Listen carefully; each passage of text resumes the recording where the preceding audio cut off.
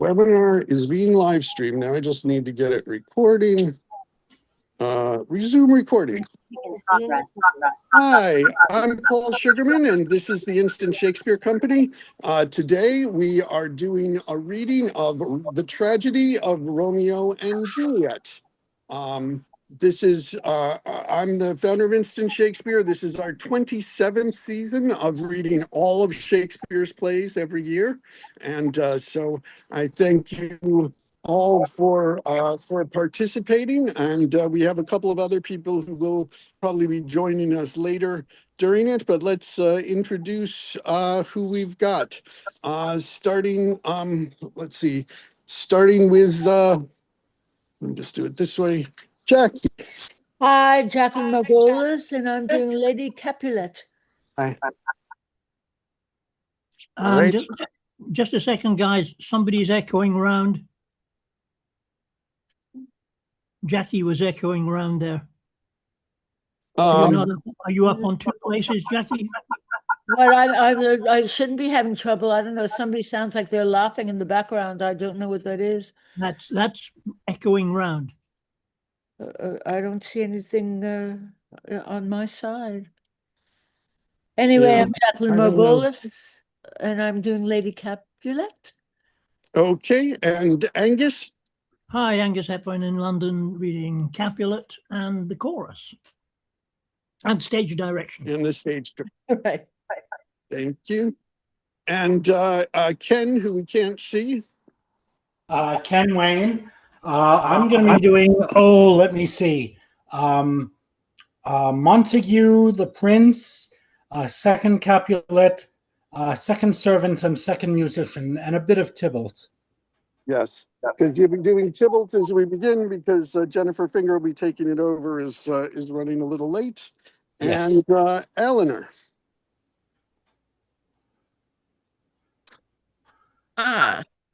I had better change my background.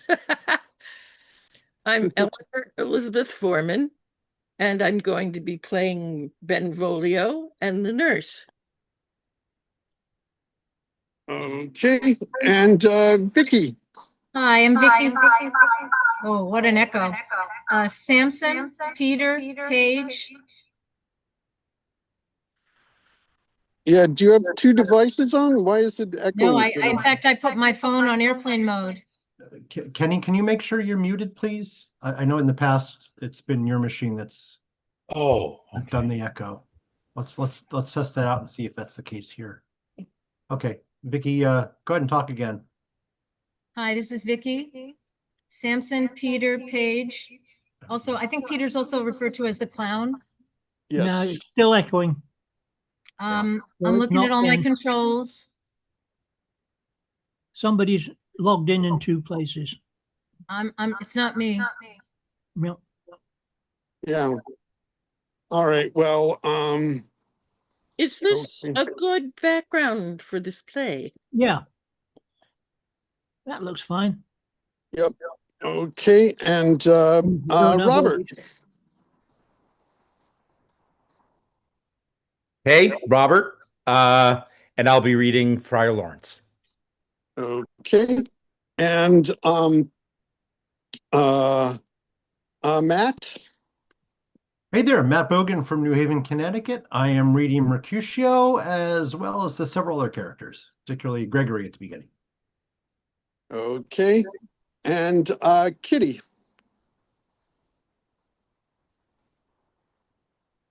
Kitty, you're muted. I don't know if you... Are you there? Yes. Yes. Hello. Get on properly. This is Kitty Chen. I'm reading You're welcome.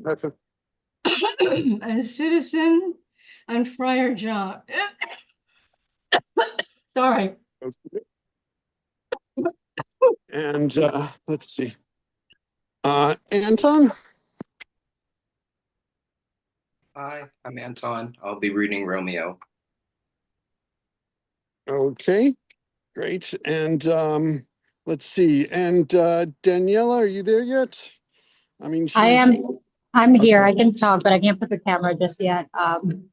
Okay. I mean, The thing is, I'm waiting for a train right now. I'm gonna go to a place where I can sit and open my laptop and, be a decent performer on Zoom. Okay.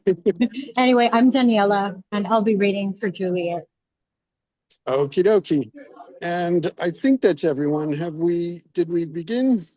I mean, did I miss anyone?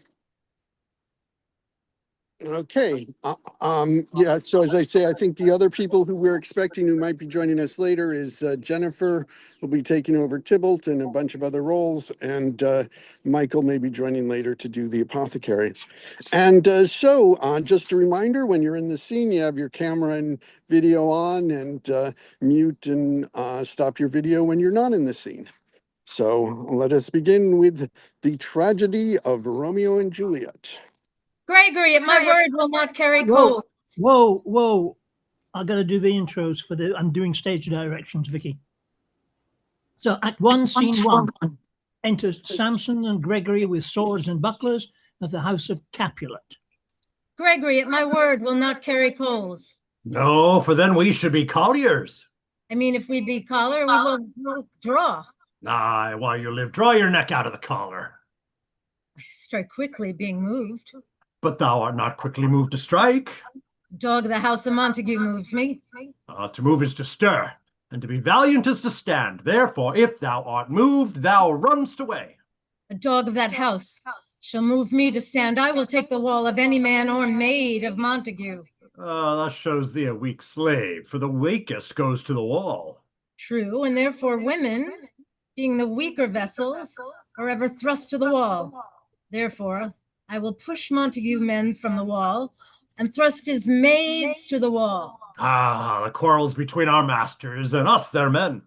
'Tis the one I will show myself a tyrant when I fought with the men. I'll be civil with the maids and cut off their heads. The heads of the maids?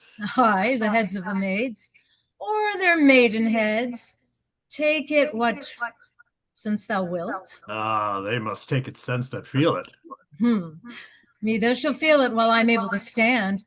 And 'tis known I'm a pretty piece of flesh. 'Tis well thou art not fish. If thou hadst been poor John. Draw thy tool. Here comes the house of the Montagues. And My naked two other weapon. serving men. And now, quarrel, I will back thee. How? Turn thy back and run. Fear me not. No, Mary, I fear thee. Let me take the law of our sides. Let them begin. I will frown as I pass by, and let them take it as they list. Nay, as they dare. I will bite my tongue at them, whilst disgrace to them if they bear it. Do you bite your thumb at us, sir? I do bite my thumb, sir. Do you bite your thumb at us, sir? Is the law of our side if I say aye? No. No, sir. I do not bite my thumb at you, sir, but I bite my thumb, sir. Do you quarrel, sir? Quarrel, sir? No, sir. If you do, sir, I am for you. I serve as good a man as you. No better. Well, sir. Enter Benvolio. Say better, here comes one of my master's kinsmen. Samson. Vicky, that's you. Yes, better. You lied. Vicky, Draw, if you be men. Gregory, remember thy washing blow. And they fight. Fools, put up your swords. You know not what you do. Enter Tybalt. What? Art thou drawn among these heartless hinds? Turn thee, Benvolio, look upon thy death. I do but keep the peace. Put up thy sword, or manage it to part these men with me. What drawn? Talk of peace. I hate the word, as I hate hell. All Montagues and thee. Have at thee, coward. I put it in your box. Clubs, bills, and partisan strike. Beat them down. Down with the Capulets. Down with the Montagues.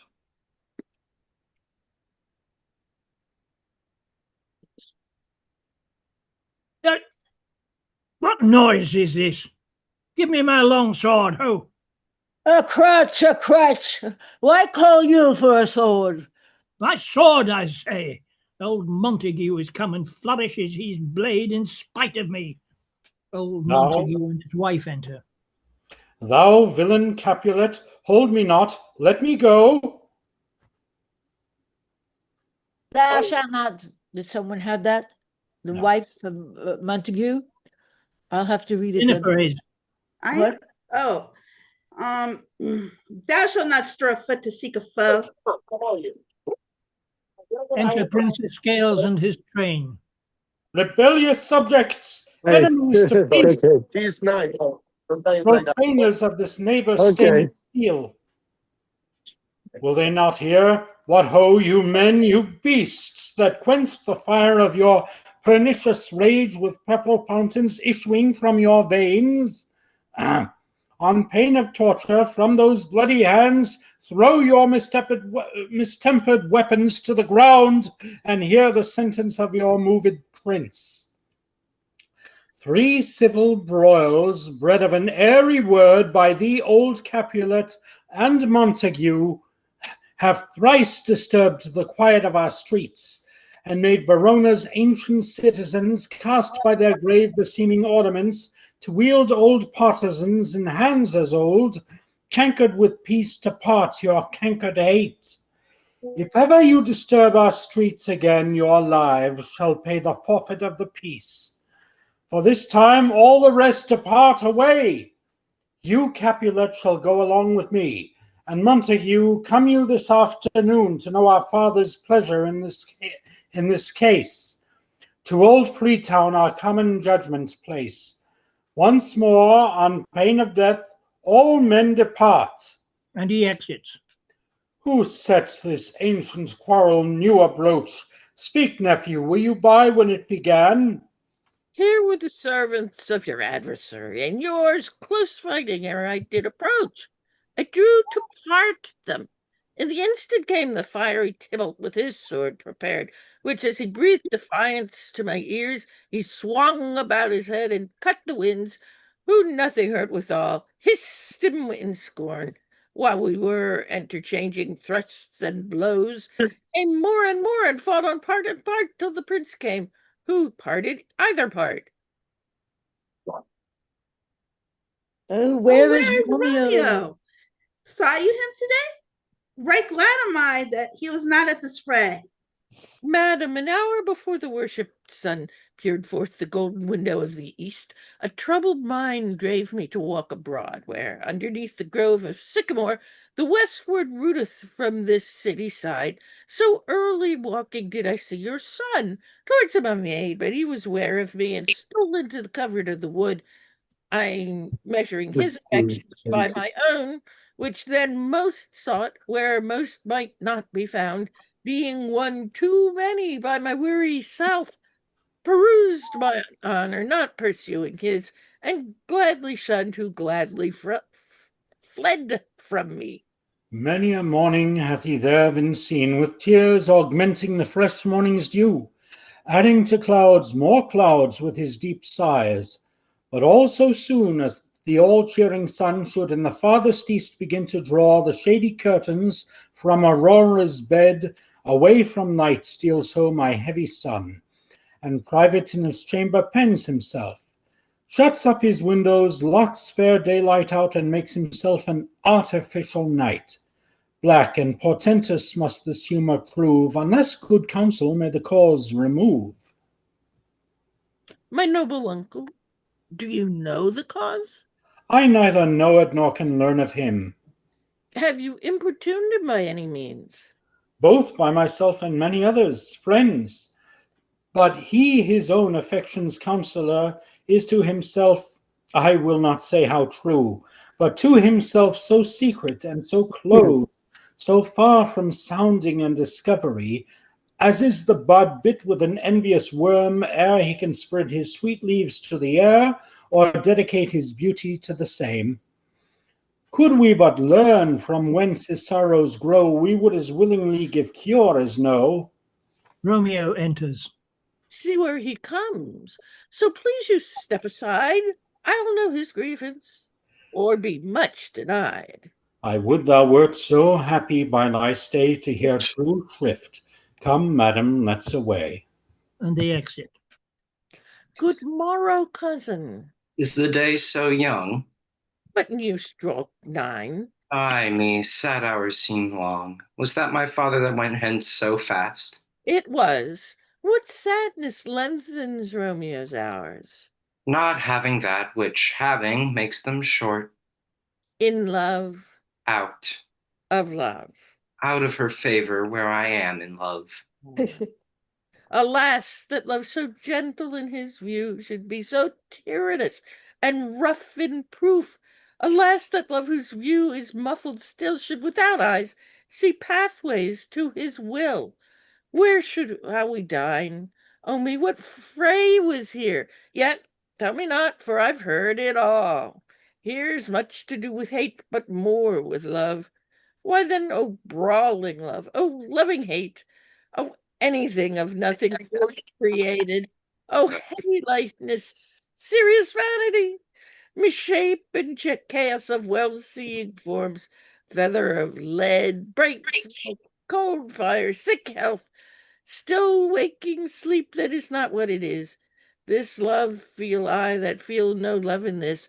Dost thou not laugh? No, 'cause I rather weep. Good heart, at what? At thy good heart's oppression. Why, such is love's transgression. Griefs of mine own lie heavy in my breast, which thou wilt propagate to have it pressed. With more of thine, this love that thou hast shown doth add more grief to too much of mine own. Love is a smoke made with the fume of sighs being purged, a fire sparkling in lovers' eyes. Being vexed, a sea nourished with most loving tears. What is it else? A madness, most discreet, a choking gall, and a preserving sweet. Farewell, my coz. Oft I will go along, and if you leave me so, you do me wrong. Tut, I have lost myself, I am not here. This is not Romeo, he's some otherwhere. Tell me in sadness, who is that you love? What shall I groan and tell thee? Groan? Why no. But sadly tell me who. A sick man in sadness makes his will, a word ill urged to one that is so ill. In sadness, cousin, I do love a woman. I aimed so near when I supposed you loved. A right good mark, man, and she's fair, I love. A right fair mark. Fair cuts is soonest hit. Well, in that hit you miss. She'll not be hit with Cupid's arrow. She hath Dian's wit, and in strong proof of chastity well armed. From love's weak childish bow she lives uncharmed. She will not stay the siege of loving tears, nor bid the encounter of assailing eyes, nor open her lap to seducing gold. Oh, she is rich in beauty, only poor, that when she dies, with her beauty dies her store. Then she hath sworn that she will still live chaste? She hath, and in that sparring makes huge waste. For beauty served with her severity, cuts beauty off from all posterity. She is too fair, too wisely too fair, to merit bliss by making me despair. She hath forsworn to love, and in that vow do I live dead that live to tell it now. Be ruled by me. Forget to think of her. Oh, teach me how I should forget to think. By giving liberty unto thine eyes, examine other beauties. 'Tis the way to call hers exquisite and question more. These happy masks that kiss fair ladies' brows, being black, puts us in mind that they cannot hide the fair. He that is stroken blind cannot forget the precious treasure of his eyesight lost. Show me a mistress that is passing fair. What doth her beauty serve but as a note, where I may read who passed that passing fair? Farewell, thou canst not teach me to forget. I'll pay that doctrine, or else die in debt. And they exit. Act 1, Scene 2. Enter Capulet, County Paris, and the Clown.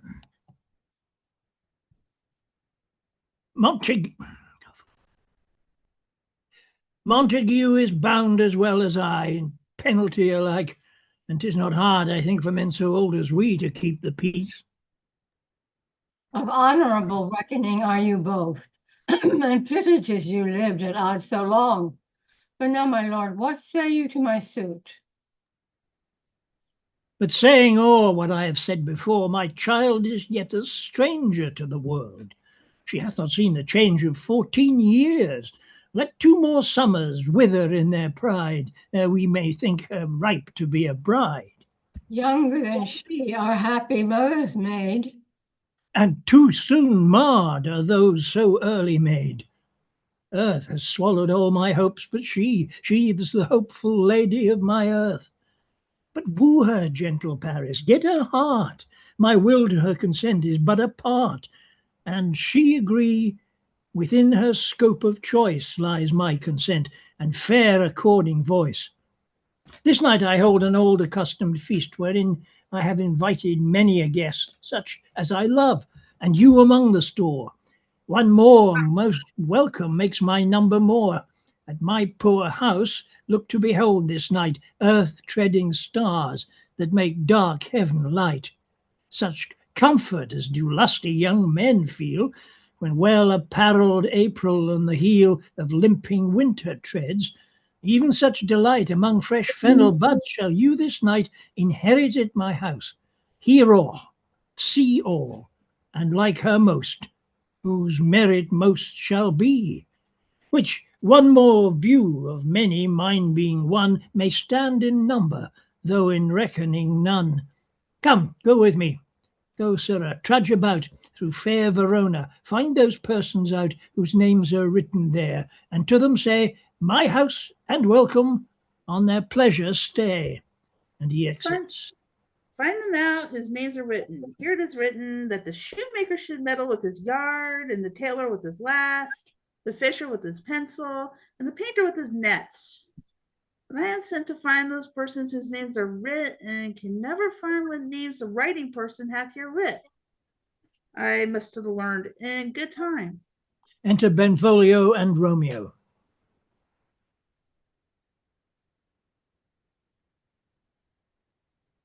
Man, one fire burns out another's burning, one pain is lessened by another's anguish.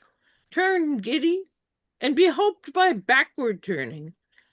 One desperate grief cures with another's languish. Take thou some new infection to the eye, and the rank poison of the old will die. Your plantain leaf is excellent for that. For what, I pray thee? For your broken shin. Why, Romeo, art thou mad? Not mad, but more bound than a madman is, shut up in prison, kept without my food, whipped and tormented, and good fellow. Golden, I pray, sir, can you read? I mind my own fortune in my misery. Perhaps you have learned it without book. But I pray, can you read anything you see? Aye, if I know the letters and the language. You say honestly, rest you merry. Stay, fellow, I can read. And he reads the letter. Signor Martino and his wife and daughter, County Anselm and his beauteous sisters, the lady widow of Utrivo, Signor Placencio, and his lovely nieces, Mercutio and his brother Valentine, my uncle Capulet, his wife and daughters, my fair niece Rosaline, Livia, Signor Valentino, and his cousin Tybalt, Lucio, and the lively Helena. A fair assembly. Whither should they come? Whither? To supper? To our house. Whose house? My master's. Indeed, I should have asked you that before. Now I'll tell you without asking. My master is the great rich Capulet, and if you be not of the house of Montagues, I pray come and crush a cup of wine. Rest you merry. And the servant exits. At this same ancient feast of Capulets sups the fair fair Rosaline, whom thou so loves, with all the admired beauties of Verona. Go thither, and with untainted eye compare her face with some that I shall show, and I will make thee think thy swan a crow. When the devout religion of mine eye maintains such falsehood, then turn tears to fire. And these, who often drowned, could never die. Transparent heretics be burnt for liars. One fairer than my love, the all-seeing sun, ne'er saw her match since the world first begun. Tut, you saw her fair, none else being by, herself poised with herself in either eye. But in that crystal scales let there be weighed your lady's love against some other maid, that I will show you shining at this feast, and she shall scant shall, well, that now shows best. I'll go along, no such sight to be shown, but to rejoice in splendor of mine own. And they exit. Act 1, Scene 3. Enter Capulet's wife and the nurse. Nurse, where's my daughter? Call her forth me. Now, by my maidenhead, at 12-year-old I bade her come. What, ma'am? What, ladybird? God forbid. Where's this girl? What, Juliet? And Juliet enters. How now? Who calls? Your mother. Madam, I am here. What is your will? This is the matter. Nurse, give me leave a while. We must talk in secret. Oh, nurse, come back again. I remembered me. Thou hear our counsel. Thou knowest my daughter's of a pretty age. Faith, I can tell her age in 2 hours. She's not 14. I'll lay 14 of my teeth. And yet, to my teen be it spoken, I have but 4. She's not 14. How long is it now to Lammas-tide? A fortnight in odd days. Even or odd. Of all days in the year, come Lammas Eve at night shall she be 14. Susan and she, God rest all Christian souls, were of an age. Well, Susan is with God. She was too good for me. But as I said, on Lammas Eve at night shall she be 14, that shall she marry. I remember it were well. 'Tis since the earthquake now 11 years, and she was weaned. I never shall forget it of all the days of the year upon that day, for I had then laid wormwood to my dug, sitting in the sun under the dove-house wall. My lord and you were then at Mantua. Nay, I do bear a blame, but as I said, when it did taste the wormwood on the nipple of my dug, and felt it bitter, pretty fool, to see it touchy and fall out with the dug. Shake, quoth the dove-house, 'twas no need, I trow, to bid me trudge, and since that time it is 11 years. For then she could stand alone. Nay, by the rood she could have run and waddled all about, for even the day before she broke her brow, and then my husband, God with his soul, he was a merry man, took up the child. Yea, quoth he, dost thou fall upon thy face? Thou wilt fall backward when thou hast more wit, wilt thou not, Jewel? And by my holy dam, the pretty wretch left crying and said, Aye, to see now how it just shall come about, I warrant, and I shall live 1,000 years, I never should forget it. Wilt thou not, Jewel, quoth he? And pretty fool, it stinted and said, Aye. Enough of this, I pray thee, hold thy peace. Yes, madam, yet I cannot choose but laugh. To think it should leave crying and say aye, and yet I warrant it had upon its brow a bump as big as a young cockerel stone, a perilous knock, and it cried bitterly. Yea, quoth my husband, fallest upon thy face, thou wilt fall backwards when thou comest to age. Wilt thou not, Jewel? It stinted and said, Aye. Stint thou too. I pray thee, say I. Peace, I have done. God mark thee to his grace, thou was the prettiest babe e'er I nursed, and I might live to see thee married once I have my wish. Marry, that marry is the very theme I came to talk about. Tell me, daughter, Juliet, how stands your disposition to be married? It is an hour I dream not of. An hour? Were not I thine only nurse, I would say thou hast sucked wisdom from thy teeth. Well, think of marriage now. Younger than you, here in Verona, ladies of esteem are made already mothers. By my count, I was your mother much upon these years that you are now a maid. Thus, then, in brief, the valiant Paris seeks you for his love. A man, young lady. Lady, such a man is all the world. Why, he's a man of wax. Oh, Verona's summer hath not such a flower. Nay, he's a flower, in faith a very flower. What say you? Can you love the gentleman? This night you shall behold him at our feast. Read all the volume of young Paris's face, and find delight writ there with beauty's pen. Examine every several lineament, and see how one another lends content. And what obscured in this fair volume lies, find written in the margins of his eyes.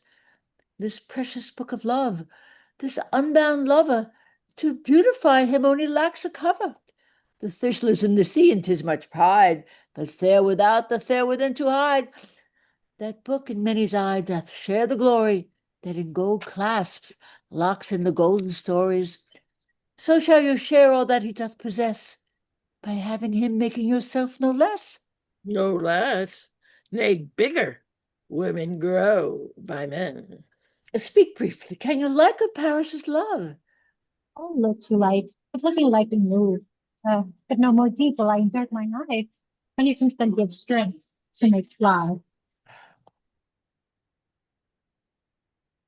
Enter a serving man. Madam, the guests are come. Supper served up, you called, my young lady asked for. The nurse cursed in the pantry, and everything in extremity. I must hence to wait. I beseech you to follow straight. We follow you. Juliet, the county states.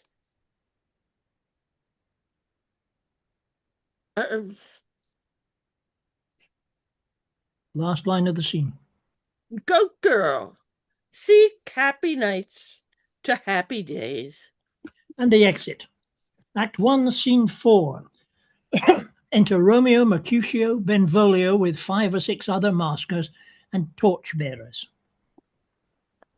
What shall this speech be spoke for our excuse, or shall we go on without apology? The date is out of such prolixity. We'll have no Cupid hoodwinked with a scarf, bearing a Tartar's painted bow of lace, scaring the ladies like a crow keeper, but let them measure us by what they will. We'll measure them with a measure, and be gone. Give me a torch, I am not for this ambling, but being but heavy, I will bear the light.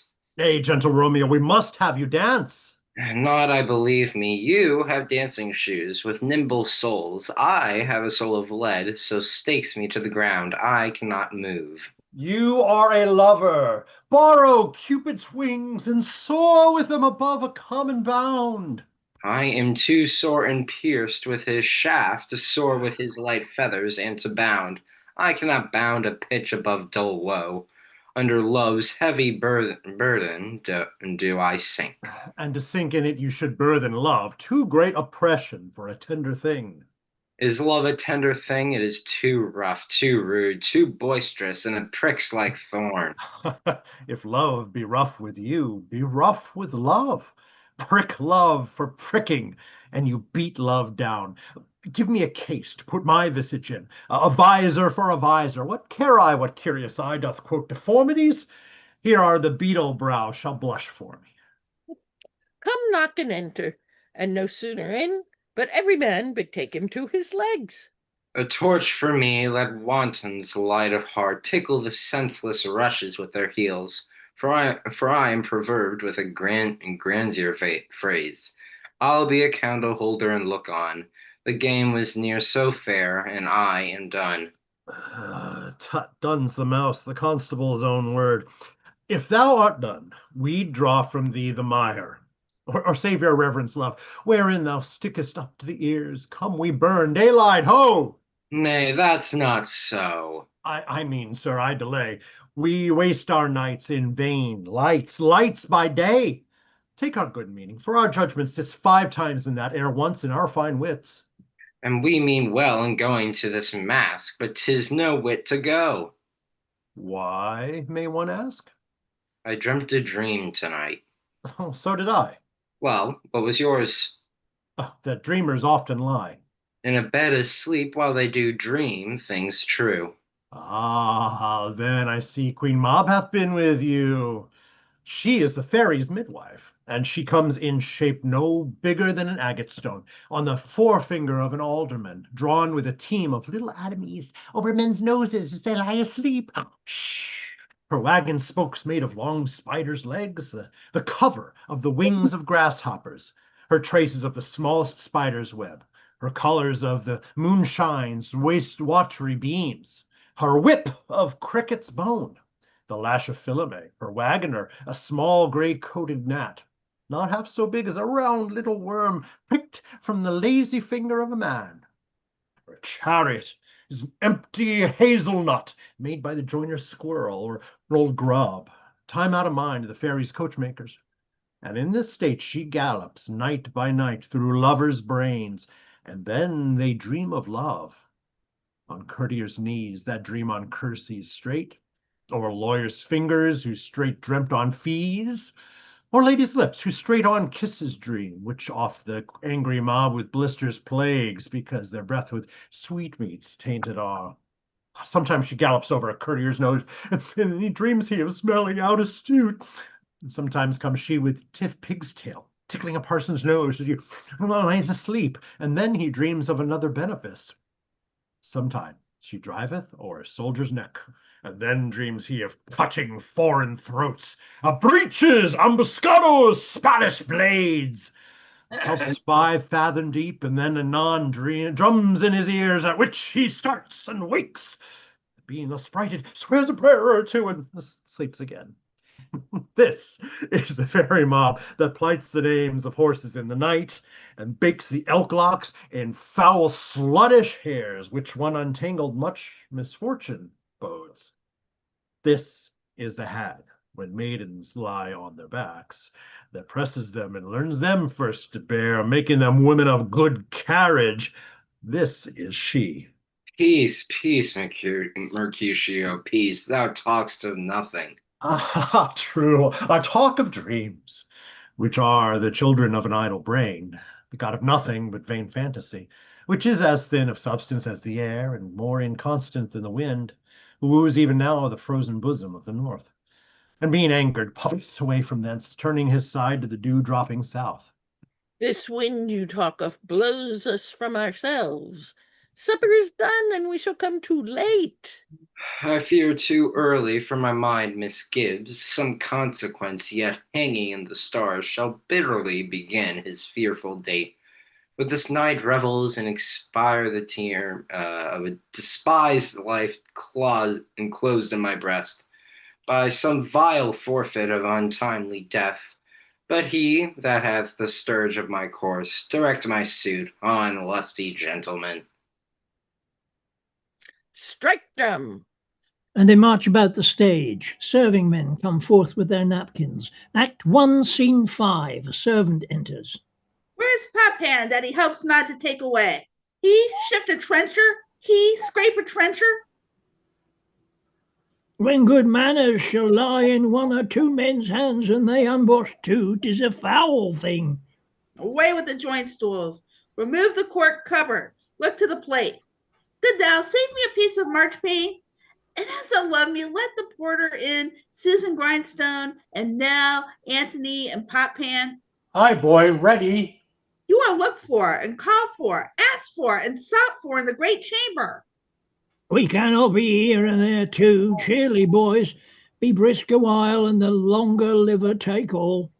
And they all exit. Enter all the guests and gentlewomen to the maskers.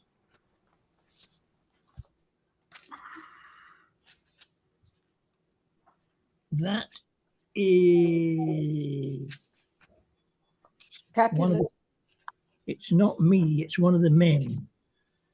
No, I think it's Capulet. No, that's Capulet. Capulet. No, It's an old man, an old Capulet, and young Capulet.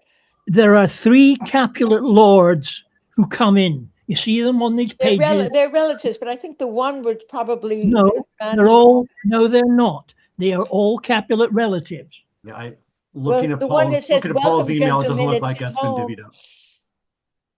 I'll read first, Capulet. You read first. Welcome, gentlemen. Ladies that have their toes unplagued with corns will walk about with you. My mistresses, which of you all will now deny to dance? She that makes dainty, she'll, I'll swear, hath corns. Am I come near ye now? Welcome, gentlemen. I have seen the day that I have worn a visor and could tell a whispering tale in a fair lady's ear. Such as would please, 'tis gone, 'tis gone, 'tis gone. You are welcome, gentlemen. Come, musicians, play. Music plays and they dance. Hall, give room and foot it, girls. More light, you knaves, and turn the tables up and quench the fire. The room is grown too hot. Ah, sirrah, this unlooked-for sport comes well. Nay, sit, good cousin Capulet, for you and I are past our dancing days. How long is it now since your last self and I were in a mask? Fair lady, 30 years. But man, 'tis not so much, since the nuptial of Lucentio. Come Pentecost as quickly as it will, some 25 years, and then we masked. 'Tis more. His son is elder, sir. His son is 30. Will you tell me that? His son was but a ward 2 years ago. What lady is that with Dutch enrich the hand of yonder knight? No, not No. Oh, she doth teach the torches to burn bright. It seems she hangs upon the cheek of night as a rich jewel in a foppery's ear. Beauty too rich for use, for earth too dear. So shows a snowy dove trooping with crows, as yonder lady o'er her fellows shows. The measure done, I'll watch her place of stand, and touching hers, make blessed my rude hand. Did my heart love till now forswear its sight, for I never saw true beauty till this night. This, by his voice, should be a Montague. Fetch me my rapier, boy. What dares the slave come hither covered with an antique face to flee and scorn at our solemnity? Now, by the stock and honor of my kin, to strike him dead, I hold it not a sin. Why, how now, kinsman? Wherefore storm you so? Uncle, this is a Montague, our foe, a villain that is hither come in spite to scorn at our solemnity this night. Young Romeo, is it? 'Tis he, that villain Romeo. Oh, content thee, gentle coz. Let him alone. Bears himself like a portly gentleman, and to say truth, Verona brags of him to be a virtuous and well-governed youth. I would not for the wealth of all the town here in my house do him disparagement. Therefore be patient. Take no note of him. It is my will, the which if thou respect, show a fair presence, and put off these frowns, an ill-beseeming semblance for a feast. If it fits with such a villain as a guest, I'll not endure him.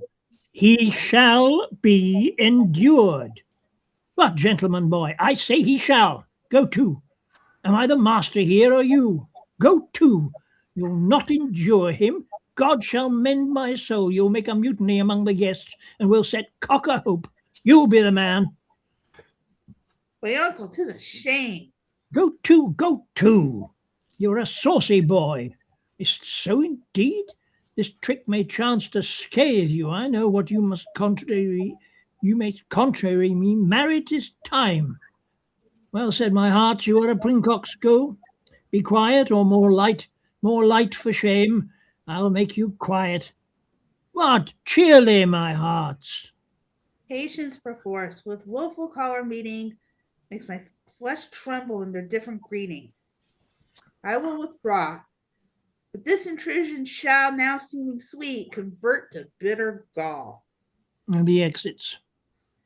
If I profane with my unworthiest hand this holy shrine, the gentle sin is this, my lips to blush. My lips to blushing pilgrims did ready stand, to smooth that rough touch with a tender kiss.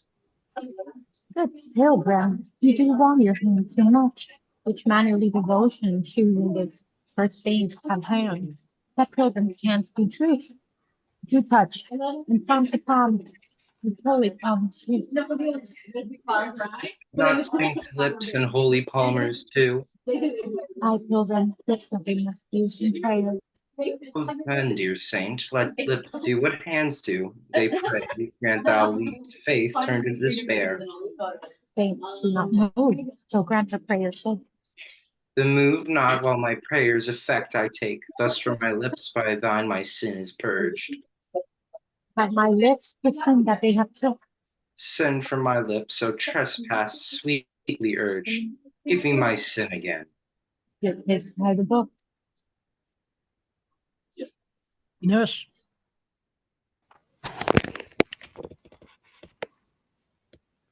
Matt, your mother craves a word with you. What is her mother? Mary Bachelor, her mother. It's the lady of the house, and a good lady, and a wise and virtuous. I nursed her daughter that you talked withal. I tell you, he that can lay hold of her shall have the chinks. Is she a Capulet? Oh, dear account, my life is my foe's debt. Away, begone, the sport is at the best. I fear the more is my unrest. Nay, gentlemen, prepare not to be gone. We have a trifling foolish banquet towards. Is it e'en so? Why then I thank you all. I thank you, honest gentlemen. Good night. More torches here. Come on, then let's to bed. Sirrah, by my fay, it waxes late. After my rest. Come over, Ned. What is young gentleman? The millionaire of old Tiberio.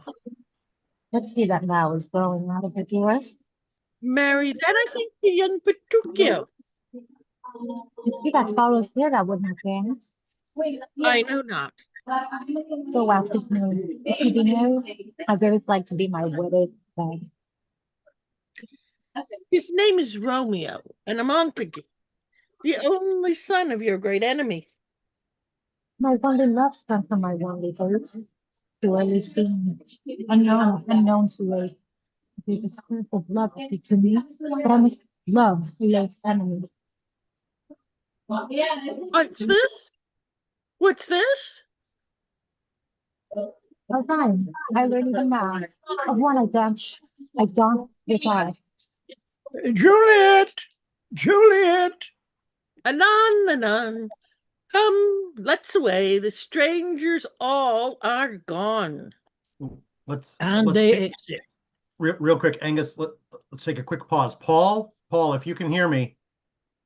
Paul, can you make either Angus or myself co-hosts so we can mute and unmute people and promote Vicky to a panelist, please? I've been texting you, but you haven't been responding. Sorry, I've been delivering mail. Yeah, I'll make you guys co-hosts. Yeah, and I'll promote it. I think Juliet's in a slightly public place. Yeah, that's and contributing she's as well. got some rather loud. Right. At least we'll be able to manage things. Yeah. All right. Super. I'll leave you to control it because there's some awful echoing going on. Yeah. With Juliet, with Daniela, I think she's in a public place. Yeah. And there are people around who are giggling and laughing and. But there's echoing too. Well, there's that as well, but I don't know where it's coming from.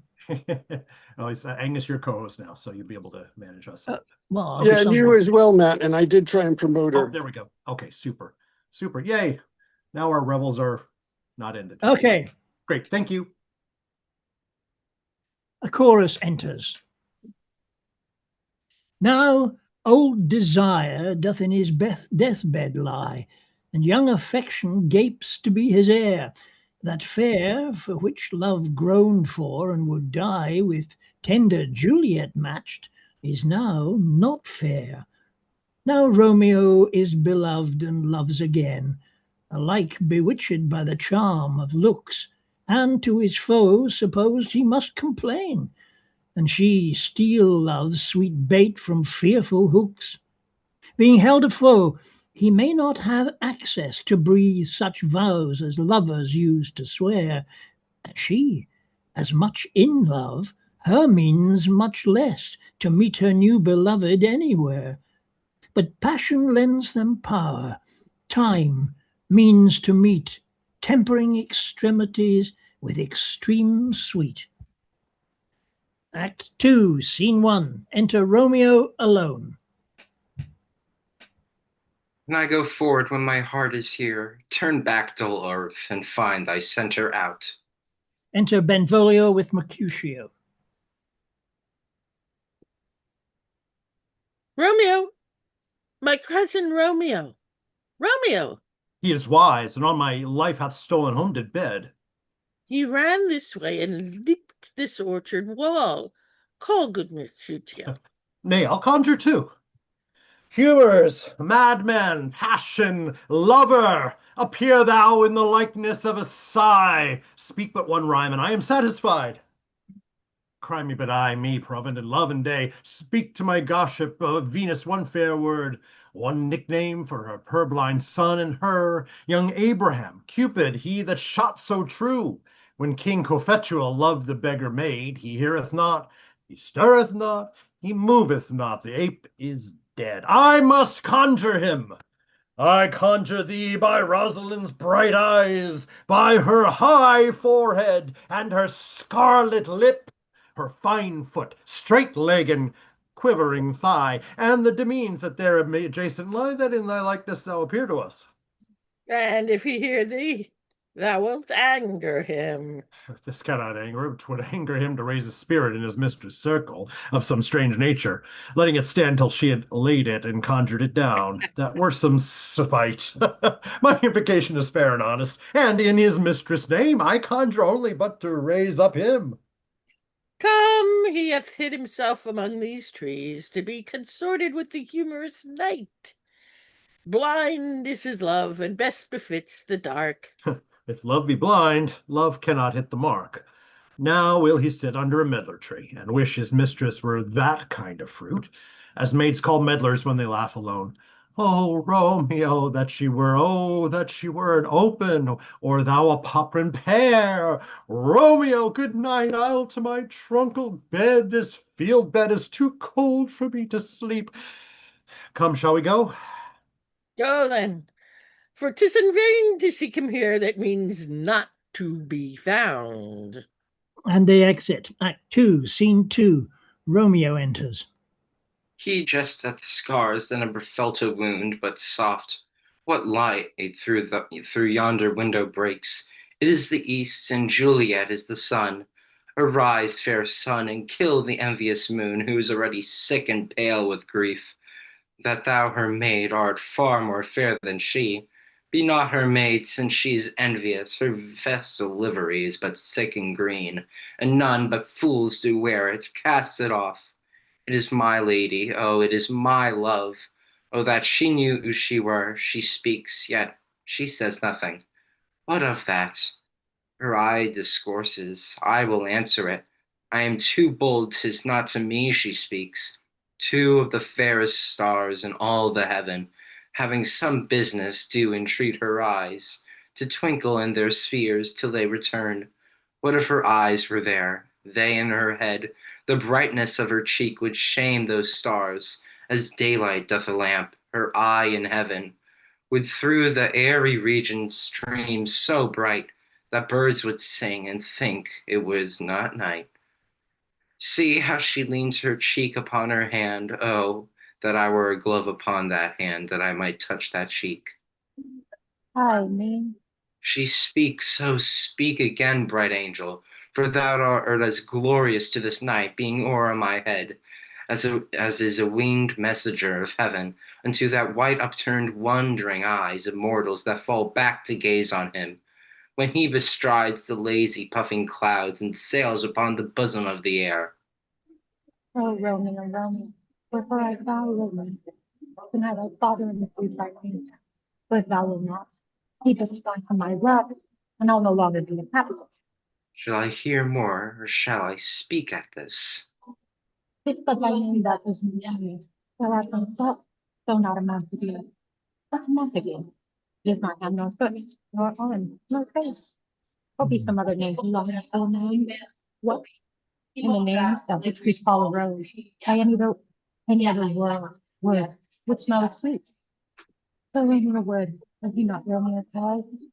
Pretend that be a perfection with you, which he owns, without that title Romeo. Hence thy name, and for thy name which is not hard to thee, take all myself. I take thee at thy word. Call me love, and I'll be new baptized. Henceforth I will never be Romeo. What man art thou, that dost between in night, so stumblest in my pencils? By name, I know not to tell thee who I am. My name, dear saint, is hateful to myself, because it is an enemy to thee. Had I it written, I would tear the word. My ears have yet not drunk 100 words of thy tongue's uttering, yet I know the song. Art thou not Romeo, and a Montague? Neither, fair maid, if either thee dislike. How camst thou thither? Tell me, and wherefore? The orchard walls are high, and hard to climb, and the place that, considering who thou art, any of my kinsmen find thee here. With love's light wings do I o'er-perch these walls, for stony limits cannot hold love out. And what love can do, that dares love attempt. Therefore thy kinsmen are no stop to me. They do see thee, they will murder thee. Alack, there lies more peril in thine eye than 20 of their swords. Look thou but sweet, and I am proof against their enmity.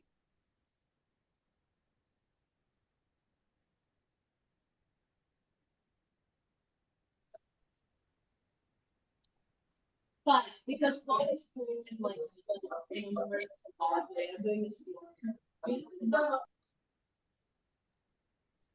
I would not for the world they saw thee here. I have night's cloak to hide me from their eyes, and but thou love me, let them find me here. My life were better ended by their hate, than death prorogued wanting of thy love. By whose direction foundst thou out this place?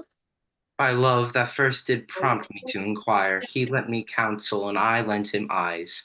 I am no pilot, yet wert thou as far as the vast shore washed with the farthest sea, I should adventure for such merchandise. Thou knowest the mask of night is on my face. I'll put a maiden blush to paint my cheek. For that which thou hast heard me speak tonight, fain would I dwell on form, fain deny. What I have spoke, such farewell compliment. If thou love, I know thou won't, say I, and I will take thy word. Yet if thou swearest, thou mayst prove false at lovers' perjuries. They say, Jill, laugh. Oh, gentle Romeo, if thou dost love, pronounce it faithfully. Where thou thinkest I am secretly one, I'll frown and be perverse, and say thee nay. So thou wilt woo, but else not for the word, woe. In truth, fair Montague, I am too fond. Therefore thou mayest think my behavior light. But trust me, gentlemen, I'll prove more true than those that have claimed to be strange. I should have been more strange, I must confess.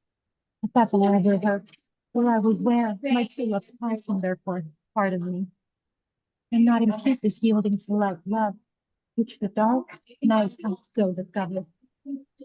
Lady, by yonder moon I vow, that tips with silver all these fruit tree tops. Oh, swear not by the moon, the inconstant moon, that monthly changes in her sister. These that they will prove likewise variable. What shall I swear by? Do not swear at all. Or if thou wilt swear by the gracious God, which is the God of my idolatry, and I'll believe you. With my heart's dear love. Well, do not swear, although I joy in thee. I have no joy of this contract tonight. It's too rash, too unadvised, too sudden. I like the lightning which stops the air. One can say, lightning, speak good night. The spread of love by summer's brightening breath. Make me the beauteous flower when next we meet. Good night, good night. A sweet reposing rest come to thy heart, I sat within my breast. Oh, wilt thou leave me so unsatisfied? What satisfaction canst thou have tonight? The exchange of thy love's faithful vow for mine. I gave thee mine before thou didst reflect it, and yet I would have were to give it again. Wouldst thou withdraw it? For what purpose, love? I thought to be frank and give it thee again, and yet I wish but for the thing I have. My bounty is boundless as the sea, my love is deep. The more I give to thee, the more I have. The both are infinite. I hear some noise within your love. Adieu. Yes, a long good nurse. Sweet enough if you be true. Oh, body little, come again. Oh, blessed, blessed night. I am afeard being in night. All of this is but a dream, too flattering sweet to be substantial. Three words, dear loving, and good night indeed. Did that thy bent of love be honorable, thy purpose marry? Send me word, send me word tomorrow, by one that I'll procure to come to thee.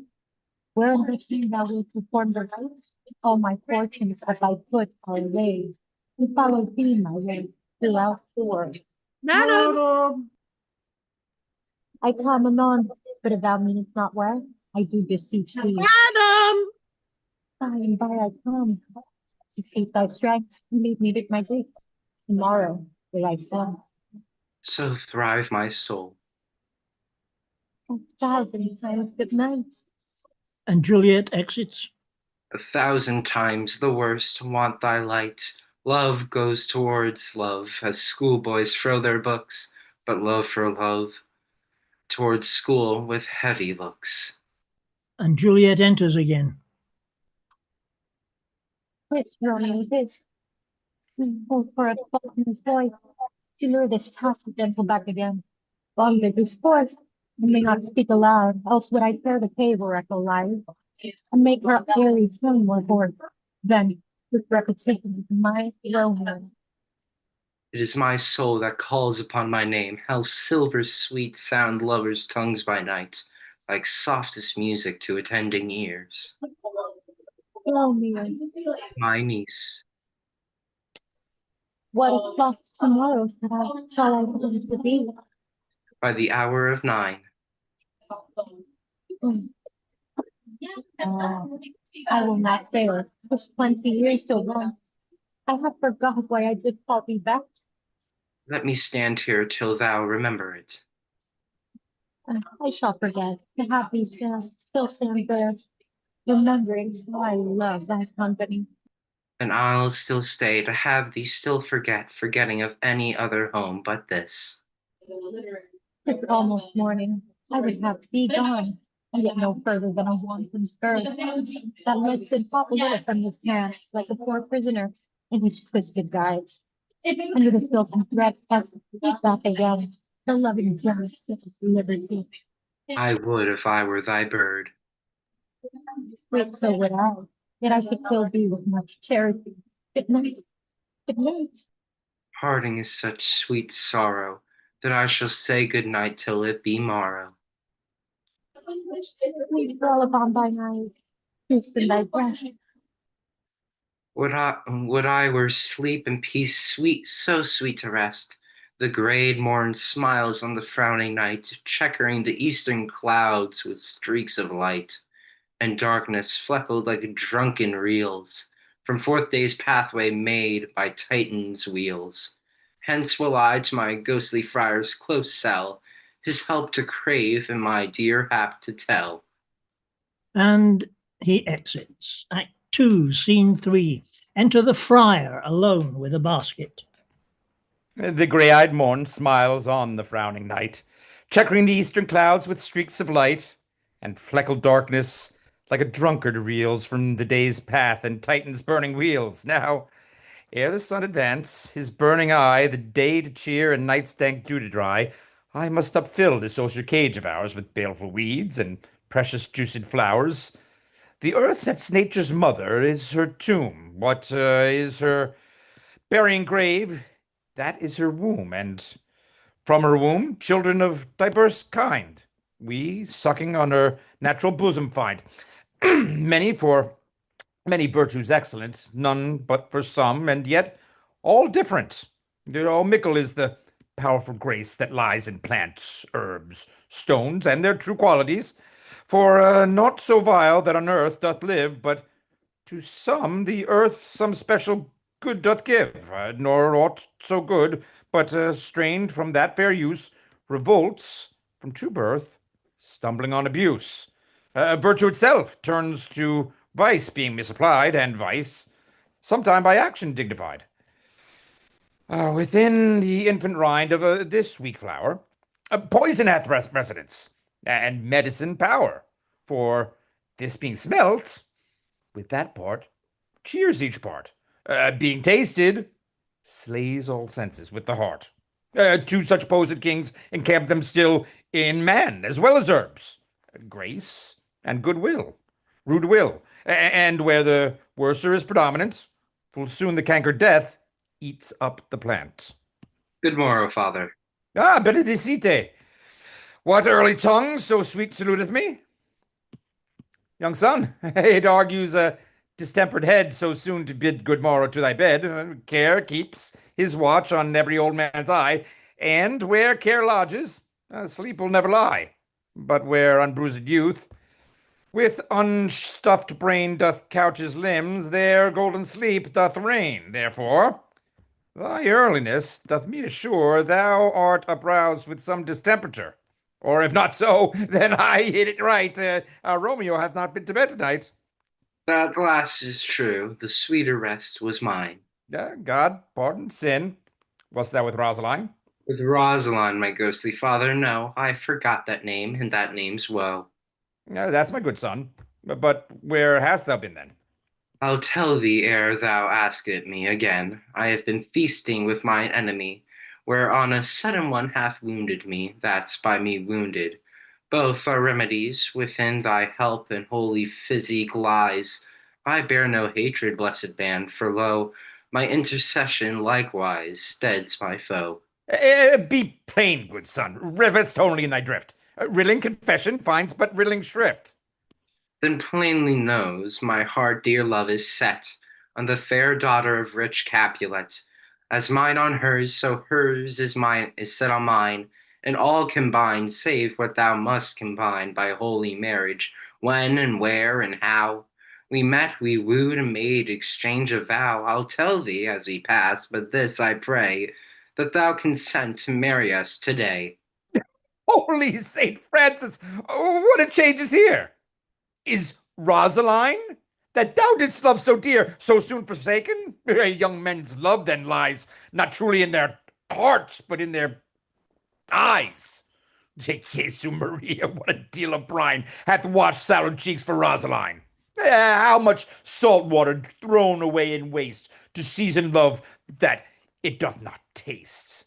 The sun not yet thy sighs from heaven clears, thy old groans yet ringing in my ancient ears. Lo, here upon thy cheek the stain doth sit of an old tear that is not washed off yet. If ere thou wast thyself, and these woes thine, thou and these woes were all for Rosaline. And art thou changed? Pronounce this sentence then. Women may fall when there's no strength in men. Thou chidest me oft for loving Rosaline. For doting, not for loving, pupil mine. And baddest me bury love. Not in a grave to lay one in, another one out to have. I pray thee, chide me not. Her I love now doth grace for grace and love for love allow. The other did not so. Oh, she knew well thy love did read by rote that could not spell. But come, young waver, come go with me. In one respect, I'll thy assistant be, for this alliance may so happy prove to turn your household rancor to pure love. Oh, let us hence, I stand on sudden haste. Wisely and slow, they stumble that run fast. And they exit. Act 2, Scene 4. Enter Benvolio and Mercutio. What the devil should this Romeo be? Came he not home last night?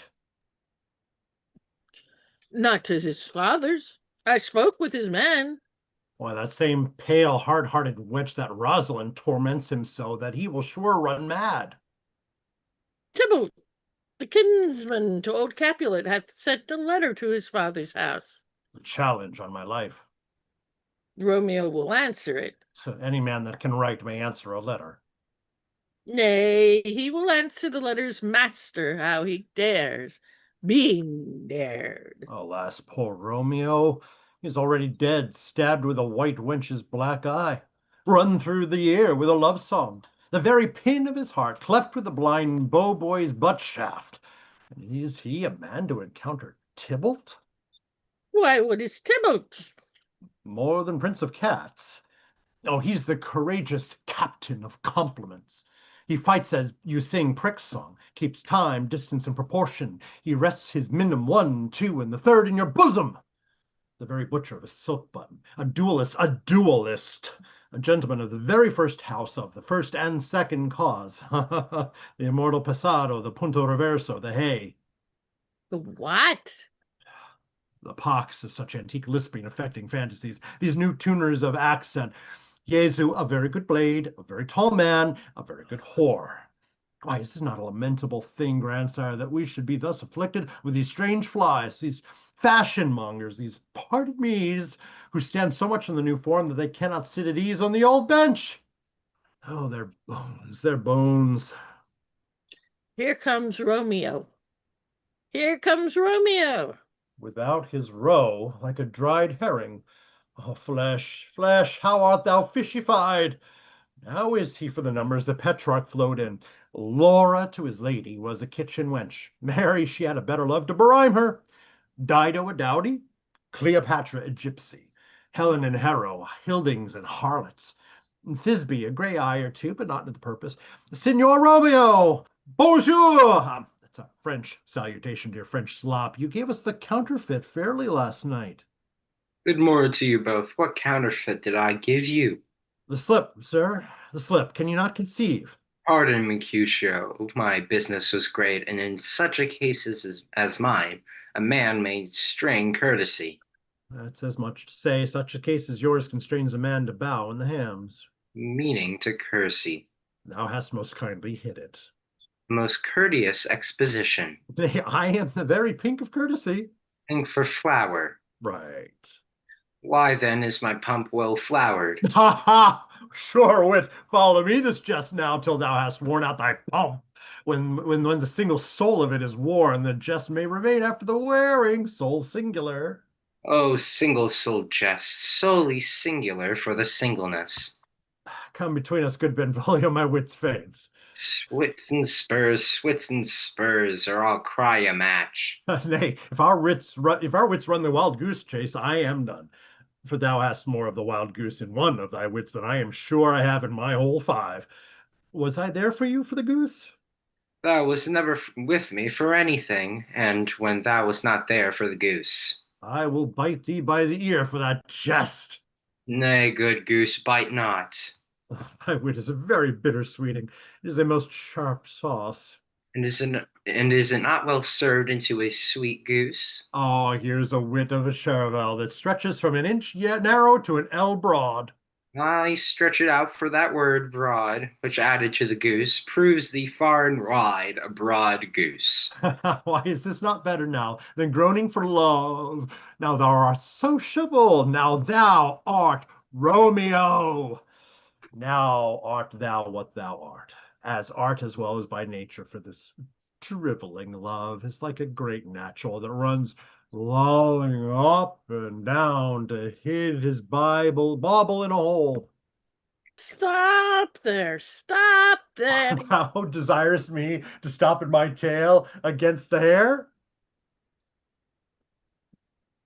Thou wouldst else have made thy tail large. Thou art deceived. I would have made it short, or I was come to the whole depth of my tale, and meant indeed to occupy the argument no longer. Here's a goodly gear, a sail, a sail. Two, a shirt and a smock. Peter? Anon. My fan, Peter? Good Peter, to hide her face, for her fan's the fairer face. Guide ye good morrow, gentlemen. Got ye golden fare, gentlewoman? Is it good? 'Tis no less, I tell you, for the body hand of the dial is now upon the prick of no one. No? Out upon you, what a man are you? One gentlewoman that God hath made himself to mar. By my troth, it is said for himself to mar quotha. Gentlemen, can any of you tell me where I may find the young Romeo?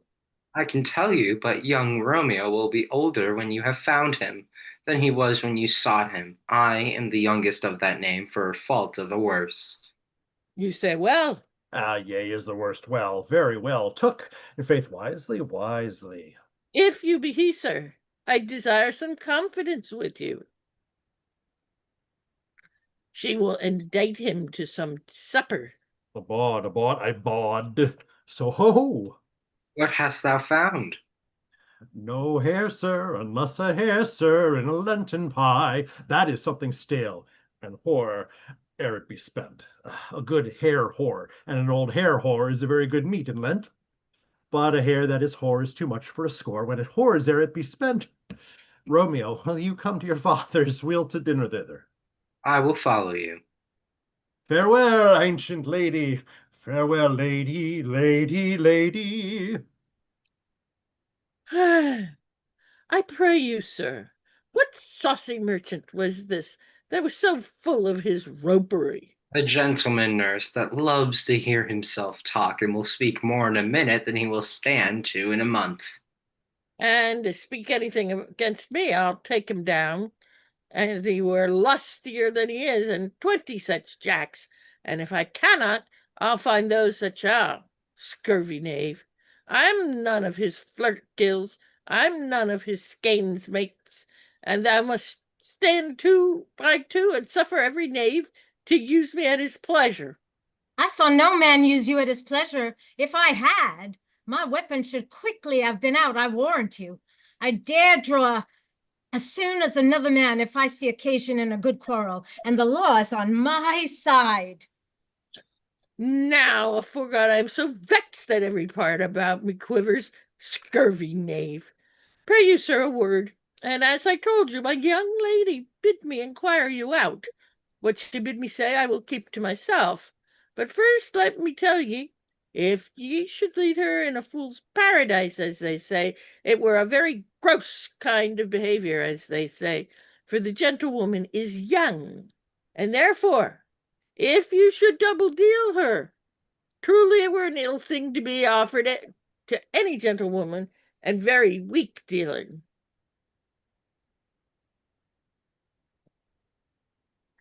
Nurse, commend me to thy lady and mistress, I protest unto thee. Good heart, and in faith I will tell her as much. Lord, Lord, she will be a joyful woman. What wilt thou tell her, nurse? Thou dost not mark me. I will tell her, sir, that you do protest, which, as I take it, is a gentlemanlike offer. Bid her devise some means to come shrift this afternoon, and there she shall at Friar Lawrence cell be shrived and married. Here is for thy pains. No, truly, sir, not a penny. Go to, I say you shall. This afternoon, sir? Well, she shall be there. And stay thou, good nurse, behind the abbey wall. This hour my man shall be with thee, and bring thee cords made like a tackled stair, which to the high top gallant of my joy must be my convoy in the secret night. Farewell, be trusty, and I'll quiet thy pains. Farewell, commend me to thy mistress. Now God in heaven bless thee. Hark you, sir. What sayest thou, my dear nurse? Is your man secret? Did you ne'er hear say two may keep counsel, putting one away? Warrant thee, my man is true as steel. Well, sir, my mistress is the sweetest lady, Lord, when 'twas a little prating thing. Oh, there is a noble man in town, one Paris, that would fain lay knife aboard, but she could so had as leave us see toad, a very toad to see him. I anger her sometimes and tell her that Paris is the properer man, but I'll warn you, when I say so, she looks as pale as any clout in the versal world. Doth not Rosemary and Romeo both begin with a letter? Ay, nurse, what of that? Both with an R. A mocker, that's the dog's name. R is for the no. I know it begins with some other letter, and she hath the prettiest sententious of it, of you and Rosemary, that it would you good to hear it. Commend me to thy lady. Aye, 1,000 times. Peter! Anon! Before and the pace! And the nurse and Peter exit. Act 2, Scene 5. Enter Juliet. The clock struck 9, and I did send the nurse. In half an hour she promised to return. Perhaps she cannot meet him. That's not fair. Oh, she is lame. Love's herald should be thought, which 10 times faster glides than the sun's beam, driving back shadows over luring hills. Therefore do nimble pinion of doves draw love, and therefore hath the wind swift Cupid wings. Now is the sun upon the highmost hill of this day's journey, from 9 till 12. I 3 long hours. Like, he has not come. Have few affections and warm youthful blood. She would be as swift as motion as a ball. My words would bandy her to my sweet love, and his to me. But old folks, plain fain as they were dead, unwieldy, slow, happy, and pale as lead. Oh God, she comes. Oh, honey nurse, what news? Hast thou met with him? Send thy man away. Ah! Ah! Ah! Peter, stay at the gate. Now, good sweet nurse. Oh Lord, why lookest thou sad? Well, news, beside, he'll tell them merrily. It's good thou shamest the music of sweet news by playing it to me. With so sour a face. Ah! I am aweary. Give me leave a while, for fie, how my bones ache. What a jaunt have I had. Oh, would thou hadst my bones, and I thy news. Nay, come, I pray thee, speak. Good man, speak. Jesu, what hast? Can you not stay a while? Do you not see that I am out of breath? How art thou out of breath when thou hast breath to say to me that thou art out of breath? Speak that thou dost make in this delay is longer than the tale thou dost excuse. Thy news good or bad? Answer to that. State either, and I'll state the circumstance. Let me be satisfied. Is it good or bad? Well, you've made a simple choice, you know, not out to choose a man. Romeo? No, not he. Though his face be better than any man's, yet his legs excels all men's. And for a hand and a foot and a body, though they be not to be talked on, yet they are past compare. He is not the flower of courtesy, but I'll warrant him so gentle a lamb. Go thy ways, wench, serve God. What have you dined at home? Yeah. Oh, no, but all this did I know before. Would say he out of our marriage. What of that? Lord, how my head aches. What a head have I. It beats as it would fall in 20 pieces. My back at the other side. Oh, my back. My back. Be shrew your heart for sending me about to catch my death with jaunting up and down. I am sorry that thou art so well. Sweet nurse. Tell me, what says my love? Your love says, like an honest gentleman, and a courteous, and a kind, and handsome, and I warrant a virtuous. Where is your mother? Where is my mother? Why, she is within. Where should she be? How oddly thou replies. Your love safe like an honest gentleman. Where is your mother? Oh, God's lady dear, are you so hot? Mary, come up, I trow. Is this the poultice for my aching bones? Henceforth, do your messages yourself. Here's such a coil. What says Romeo? Have you got leave to go to Shrift today? I have. Then hie you hence to Friar Lawrence's cell. There stays a husband to make you a wife. Now comes the wanton blood up in your cheeks. They'll be in scarlet straight at any news. Hie you to church, I must another way, to fetch a ladder by the which your love must climb a bird's nest soon when it is dark. I am the drudge, and toil in your delight, but you shall bear the burden soon at night. Go, I'll to dinner, hie you to the cell. High to high fortune, honest nurse. Farewell. And the exit. Act 2, Scene 6. Enter the Friar and Romeo. So smile the heavens upon this holy act, that after hours with sorrow chide us not. Amen, amen. But come what sorrow can, it cannot countervail the exchange of joy that one short minute gives me in her sight. Do thou but close our hands with holy words, then love devouring death do what he dare. It is enough, I may call her mine. These violent delights have violent ends, and in their triumph die like fire and powder, which, as they kiss, consume. The sweetest honey is loathsome in his own deliciousness, and in the taste confounds the appetite. Therefore, love moderately. Long love doth so. Too swift rides as tardy as too slow. Enter Juliet. Here comes the lady. Oh, so light of foot will ne'er wear out the everlasting flint. A lover may bestride the gossamers that idles the wanton summer air, and yet not fall, so light is vanity. Good even to my ghostly confessor. Romeo shall thank thee, daughter, for us both. As much to him, else in his thanks, too much. Ah, Juliet, if the measure of thy joy be heaped like mine, and that thy skill be more to place in it, then sweeten with thy breath this neighbor air, and let rich music's tongue unfold the imagined happiness that both receive in either by this dear encounter.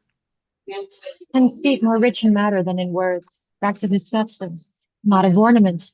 They are but beggars that can't count their worth. If my true love is grown to such excess, I cannot sum up past my wealth. Come with me, and we shall make short work. For by your leaves, you shall not stay alone till Holy Church incorporate two in one.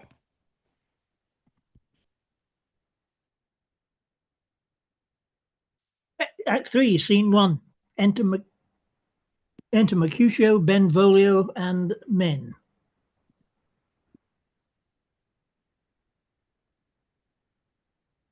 Eleanor. I pray ye, good Mercutio, let's retire. The day's hot, the Capulets abroad, and if we meet, we shall not escape a brawl, for now these hot days is the mad blood stirring. Thou art like one of those fellows that when he enters the confines of a tavern, claps me his sword upon the table and says, God send me no need of thee, and by the operation of the second cup draws him on the drawer, where indeed there is no need. Am I like such a fellow? Come, thou art as hot, Jack, in thy mood as any in Italy, and as one moved to be moody, and as soon moody to be moved. And what too? Nay, and there were two such, we should have none shortly, for one would kill the other. Why thou wilt quarrel with a man that hath a hair more or a hair less in his beard than thou hast. Thou wilt quarrel with a man for cracking nuts, having no other reason but because thou hast hazel eyes. What eye but such an eye would spy out such a quarrel? Thy head is as full of quarrels as an egg is full of meat, and yet thy head hath been beaten as addle as an egg for quarreling. Thou hast quarreled with a man for coughing in the street, because he hath waked thy dog that hath lain asleep in the sun. Didst thou not fall out with a tailor for wearing his new doublet before Easter? With another for tying his new shoes with old ribbon? And yet thou would tutor me for quarreling? And I was so apt to quarrel as thou art. Any man should buy the fee simple of my life for an hour and a quarter. Oh, the fee simple. Oh, simple. Enter Tybalt, Petruchio, and others. By my head, here comes the Capulets. By my heel, I care not. Follow me close, for I will speak to them. Gentlemen, good den, a word with one of you? And but one word with one of us? Couple it with something, make it a word and a blow. You shall find me apt enough to that, sir, and you will give me occasion. Could you not take some occasion without giving? Mercutio, thou consortst with Romeo. Consort? What dost thou make us? Minstrels? And thou make us minstrels of us. Look and hear nothing but discords. Here's my fiddlestick. Here's that shall make you dance. Come, consort. Will ye talk here in the public hunt of men? Either withdraw unto some private place, or reason coldly of your grievances, or else depart. Here all eyes gaze on us. Men's eyes were made to look. Let them gaze. I will not budge for no man's pleasure, I. Enter Romeo. Well, peace be with you, sir. Here comes my man. But I'll be hanged, sir, if he were your livery. Marry, go before to field. He'll be your follower. Your worship in that sense may call him mad. Romeo, the love I bear thee can afford no better term than this. Thou art a villain. Tybalt, the reason that I have to love thee doth much excuse the appertaining rage to such a greeting. Villain, I am none, therefore farewell. I see thou knowest me not. Boy, this shall not excuse the injuries that thou hast done me. Therefore, turn and draw. I do protest I never injured thee, but loved thee better than thou canst devise.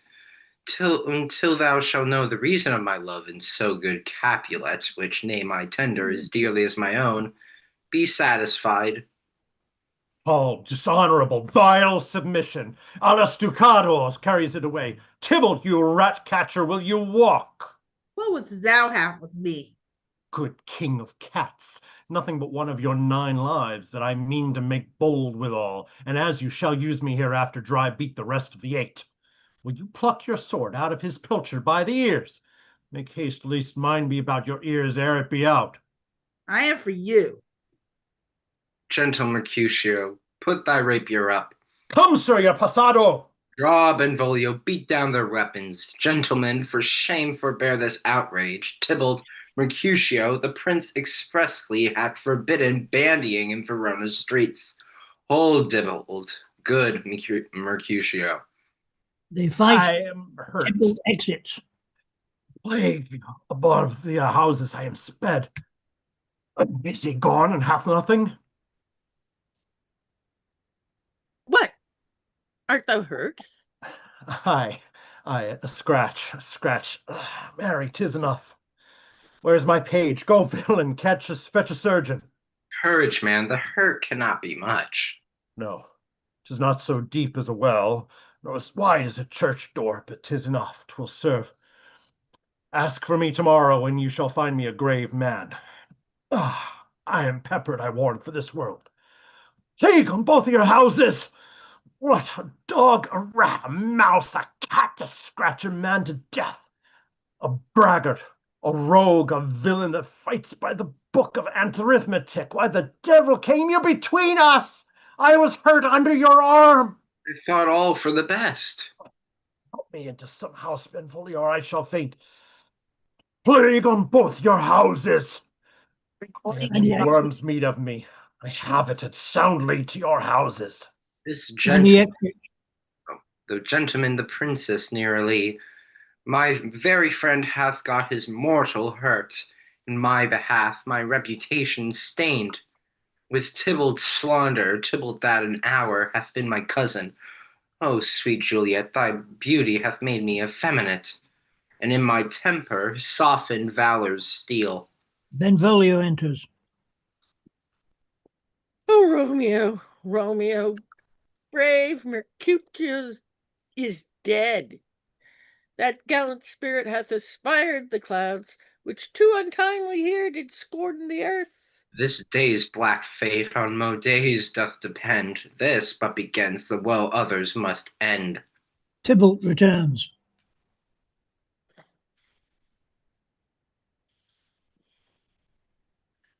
Benvolio. Here comes the furious Tybalt back again. He gone in triumph, and Mercutio slain, away to heaven respective Lenite. And after fire and fury be my conduct now. Now, Tybalt, take the villain back again. That at late thou gavest me for Mercutio's soul is but a little way above our heads, staying for thine to keep him company. Either thou or I or both must go with him. Thou wretched boy that didst consort him here, shout with him hence. This shall determine that. Romeo, away, be gone. The citizens are up, and Tybalt slain. Stand not amazed, the prince will doom thee death, if thou art taken. Hence, be gone, away. Oh, I'm fortune's fool. Why dost thou stay? Exits Romeo and enter citizens. Which way ran he that killed Mercutio? Tybalt, that murderer, which way ran he? There lies that Tybalt. Up, sir, go with me. I charge thee in the prince's names obey. Enter the prince, old Montague, Capulet, their wives and all. Where are the vile beginners of this fray? Oh, noble prince, I can discover all the unlucky manage of this fatal brawl. There lies the man slain by young Romeo that slew thy kinsman brave Mercutio.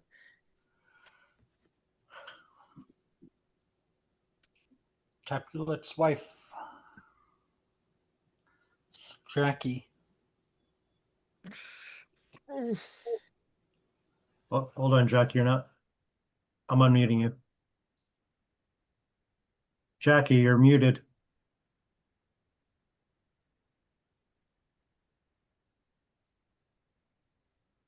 Jackie, you're still muted, Jackie. We can't hear a word you say. You meant me. It's not There my you are. Okay. Tybalt, my cousin, oh, my brother's child. Oh, prince, oh, cousin, oh, husband, the blood is spilled of my dear husband. Princess, thou art, for blood of ours, shed blood of Montague. Oh, cousin. Benvolio, who began this fray? Tybalt here slain, whom Romeo's hand did slay. Romeo that spoke him fair. Bade him bethink how nice the quarrel was, and urged with all your high displeasure. All this uttered with gentle breath, calm look, knees humbly bowed, could not take truce with the unruly spleen of Tybalt's deaf to peace, but that he tilts with piercing steel at bold Mercutio's breast, who all his hot turns deadly point to point, and with a martial scorn with one hand beats cold death aside, and with the other sends it back to Tybalt, whose dexterity retorts it. Romeo, he cries aloud, hold, friends, friends part, and swifter than his tongue, his aged arm beats down their fatal points, and twixt them rushes, underneath whose arms an envious thrust from Tybalt hit the life of stout Mercutio. Then Tybalt fled, but by and by comes back to Romeo, who had but newly entertained revenge. And to it they go like lightning, for ere I could draw to part them, was stout Tybalt slain, and as he fell, did Romeo turn and fly. This is the truth, or let Benvolio die. He is a kinsman to the Montague. Affection makes him false. He speaks not true. Some 20 of them fought in this black strife, and all those 20 could but kill one life. I beg for justice, which thou, prince, must give. Romeo slew Tybalt. Romeo must not live. Romeo slew him, he slew Mercutio, who now the price of his dear blood doth owe. Not Romeo, prince, he was Mercutio's friend, His fault concludes but what the law should end the life of Tybalt, and for that offense immediately we do exile him hence. I have an interest in your heart's proceeding. My blood for your rude brawls doth lie a-bleeding, but I'll immerse you with so strong a fine that you shall all repent the loss of mine. I will be deaf to pleading and excuses, nor tears nor prayers shall purchase our abuses, therefore use none. Let Romeo hence in haste, else when he is found, that hour is his last. Bear hence this body, and attend our will. Mercy, not murders, pardoning those that kill. And they exit. Act 3, Scene 2. Enter Juliet alone. Gallop apace, with fiery footed steeds, towards Phoebus' lodging. Such a wagoner as Phaeton would whip you to the west, and bring in the cloudy night immediately. Spread thy close, curtain love performing night, that runaways' eyes may wish, and Romeo sleep to these arms, and talk with us unto themes. Lovers concede to know their honors rights, and by their own beauties. Or if love be blind, it best appears at night. Come, civil knight, thou sober-suited matron all in black, and learn me how to lose a winning match. Play for a pair of stainless maidenhoods. Hood my unmanned blood, bating in my cheeks, with thy black mantle, the strange love grow bold. In true love acted simple modesty. Come night, come Romeo, come thou day and night, for thou wilt lie upon the wings of night, wither them new snow upon the raven's back. Come, gentle night, come loving black-browed night. Give me my Romeo, and when I shall die, take him and cut him out in little stars. We will make the face of heaven so fine that all the world will be in love with night and pay no worship to the garish sun. Oh, I have fought the making of a love, but not possessed it. And though I am sold, not yet enjoyed, so tedious is this day, as is this night, as is the night before some festival, when an Asian child will have new robes and may not wear them. Ah, here comes my nurse. Enter the nurse with cords. And she brings news, and every tongue that speaks but Romeo's name. Speak heavenly eloquent. Now, nurse, what news? What hast thou there? The courts have Romeo bid thee fast? Aye, aye. The cords. I mean, what news? What dost thou wring thy hand? Well a day, he's dead, dead. We are done, lady, we are done. Alack, the day he's gone, he's killed, he's dead. Can heaven be so envious? Romeo can, though heaven cannot. Oh, Romeo, Romeo. Whoever would have thought it, Romeo?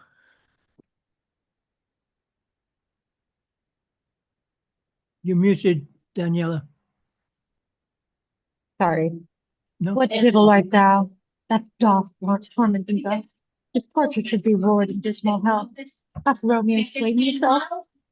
Thou, but I. In that fair foul I shall poison more than the dead darting eye of cockatrice. I am not I, but there be such an eye, for those eyes shine, that makes me answer I. If he be slain, say I. If not, no. That's the determined of my weal or woe. I saw it with mine eyes. God save the mark, here on his manly breast. A piteous corse, a bloody piteous corse, pale, pale as ashes, all bedaubed in blood, all in gore blood. I sounded at the sight. Thou break my heart, for thou shalt break at once. Because the eyes no look on liberty, thou earth to earth resign, and to motion here, thou and Romeo press on to be dear. Oh, Tybalt, Tybalt, the best friend I had. Oh, courteous Tybalt, honest gentleman, that ever I should live to see thee dead. What storm is this that blows so contrary? Is Romeo's daughter? And is Tybalt dead? My dearest cousin, my dear lord, then dreadful trumpets sound the general doom. For who is living if those two are gone? Tybalt is gone, and Romeo banished. Romeo that killed him, he is banished. Oh God, Romeo's hands took Tybalt's blood. It did. It did. Alas, the day it did. Oh, serpent's heart, with a flowing face, did ever dragon keep so fair a cave? Beautiful tyrant, evangelical, ravenous still feathered raven, oldest ravening land, with thy substance of divine show, just opposite to what thou justly seest, a dim saint and honorable villain. Oh, nature, what hast thou to do in hell, when thou dost bow the spirit of a fiend in mortal paradise of such sweet flesh? Is there ever book containing such vile matter so fairly bound? Oh, that the feet should dwell in sacred gorgeous palace. There is no trust, no faith, no honesty in men. All perjured, all forsworn, all not, all dissemblers. Oh, where's my man? Give me some aqua vitae. These griefs, these woes, these sorrows make me old. Shame come to Romeo. Blistered be thy tongue. For such a weight, it is not born to him. Upon his brow staining his fame to sit. But 'tis a throne where honor may be crowned, still monarch of the universal earth. But a beast resides beside him. Will you speak well of him that killed your cousin? So I speak ill of him that is my husband. Oh, my lord, a tongue shall smooth thy name, and I thy 3 hours life have mended it. But wherefore, villain, didst thou kill my cousin? That villain cousin would have killed my husband. That foolish tears, back to your native spring.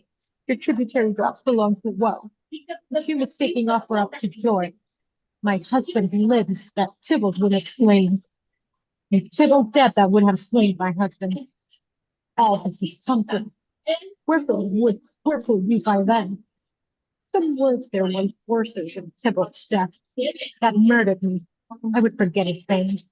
But as to my memory, like damned guilty deeds to sinners' mind. Tybalt is dead, and Romeo vanished. Vanished. That's one word, then. It has slain 10,000 Tybalts. Tybalt's death was woe enough if it hadn't been there, or its sour woe delight my fellowship, immediately will be rent with other griefs. Why follow not when she said Tybalt's dead, my father or thy mother, nay, or both?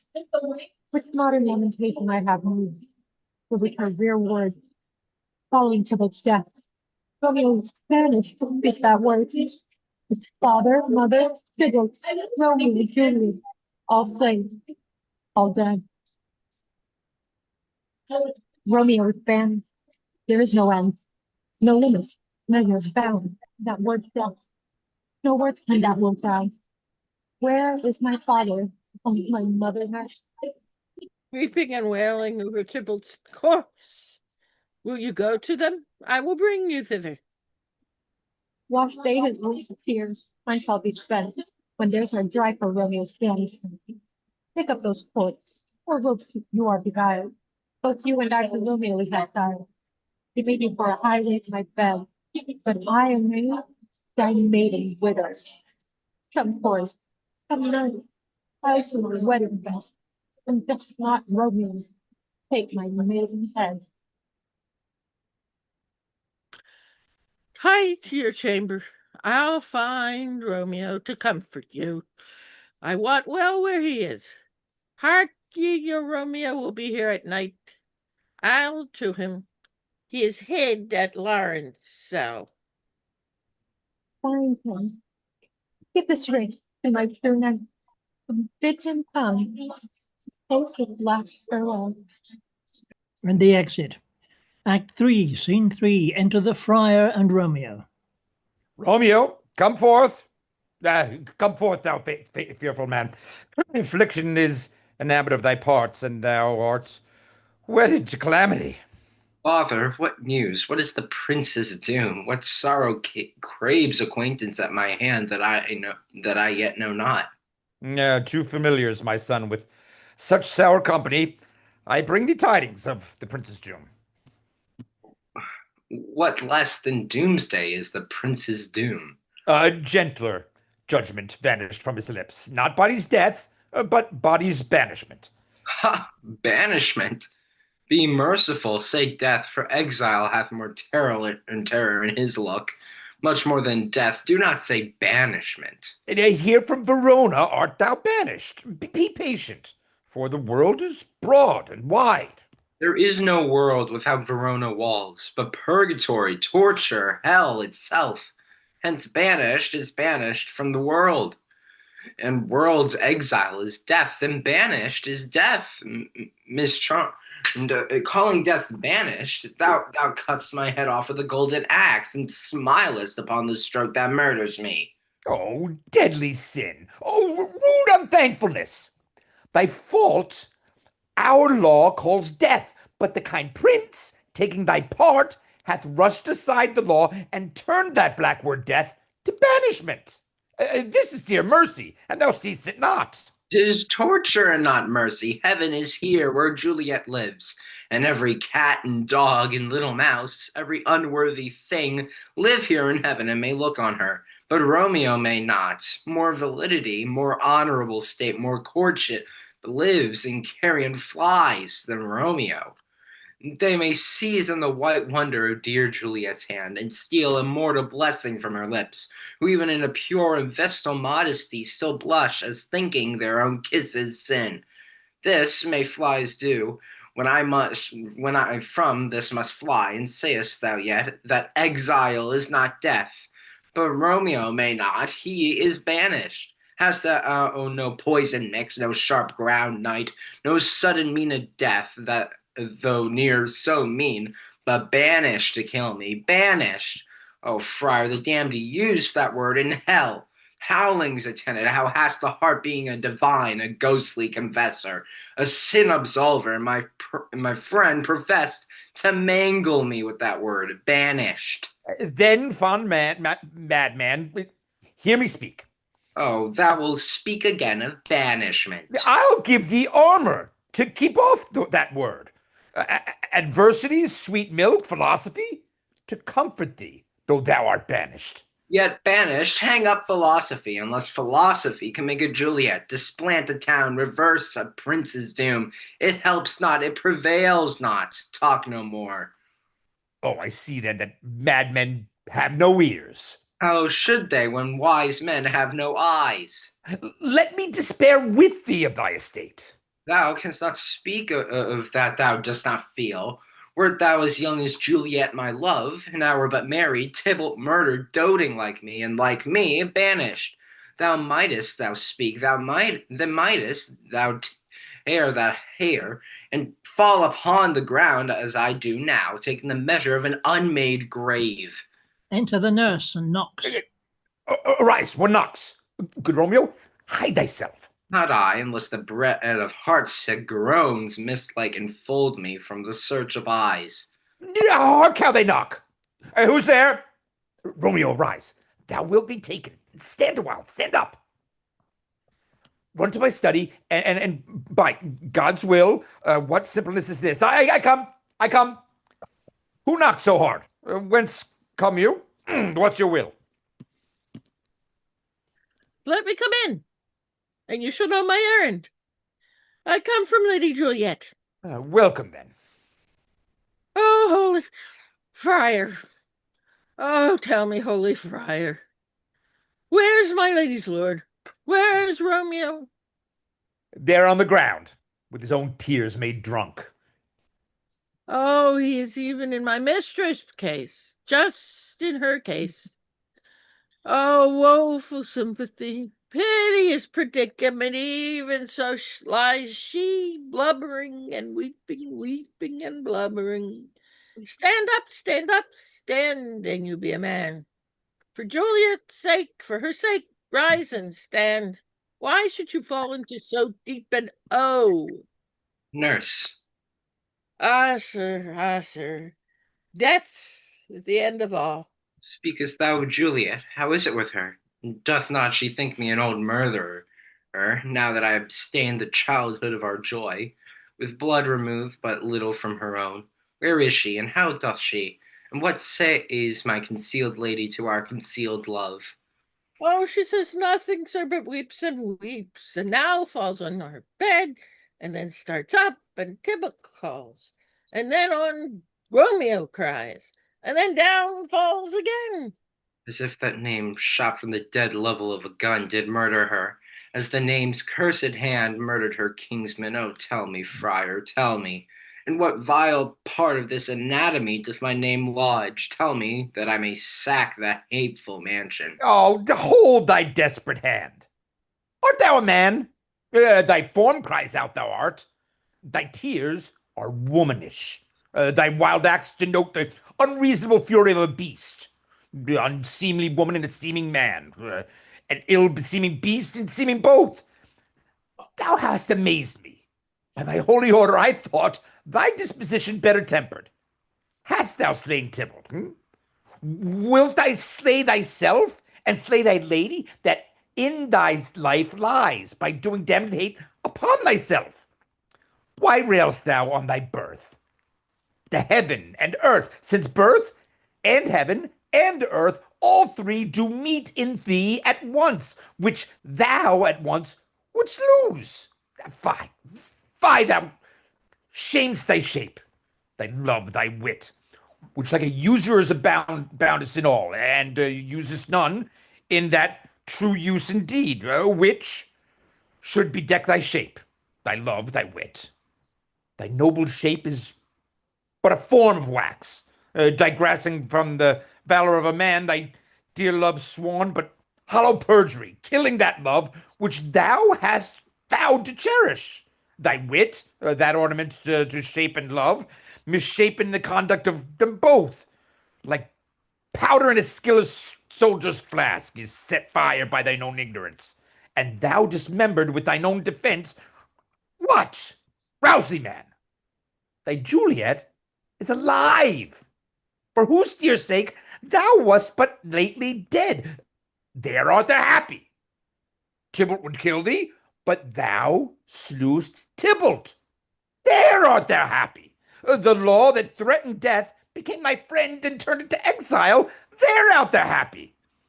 A pack of blessing light upon thy back, happiness courts thee in her best array, but like a misshapen and sullen wench, thou puttest up thy fortune and thy love. Take heed, for such die miserable. Go and get thee to thy love as was decreed. Ascend her chamber hence and comfort her. But look thou stay not till the watch be set, for then thou canst not pass to Mantua, where thou shalt live till we can find a time to blaze your marriage, reconcile your friends, beg pardon of the prince, and call thee back with 20,000 times more joy than thou wentst forth in lamentation. Go before, nurse. Commend me to thy lady, and bid her hasten all the house to bed, which a heavy sorrow makes them apt unto. Romeo is coming. Oh, Lord. I could have stayed here all night to hear the good counsel. Oh, what learning is. My lord, I'll tell my lady you will come. Do so, and bid my sweet prepare to chide. Here, sir. A ring she bid me give you, sir. You make haste, for it grows very late. How well my comfort is revived by this. Go hence, good night. And here stands all your fate. Either be gone before the watch is set, or by the break of day disguised from hence. Sojourn in Mantua. I'll find out your man, and he shall signify from time to time every good hap to you. That chance is here. Give me thy hand. 'Tis late. Farewell. Good night. But that a joy past joy calls out on me. It were a grief so brief to part with thee. Farewell.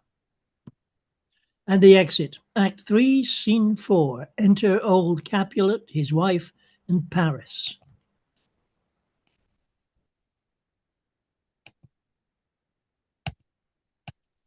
Come on. Right.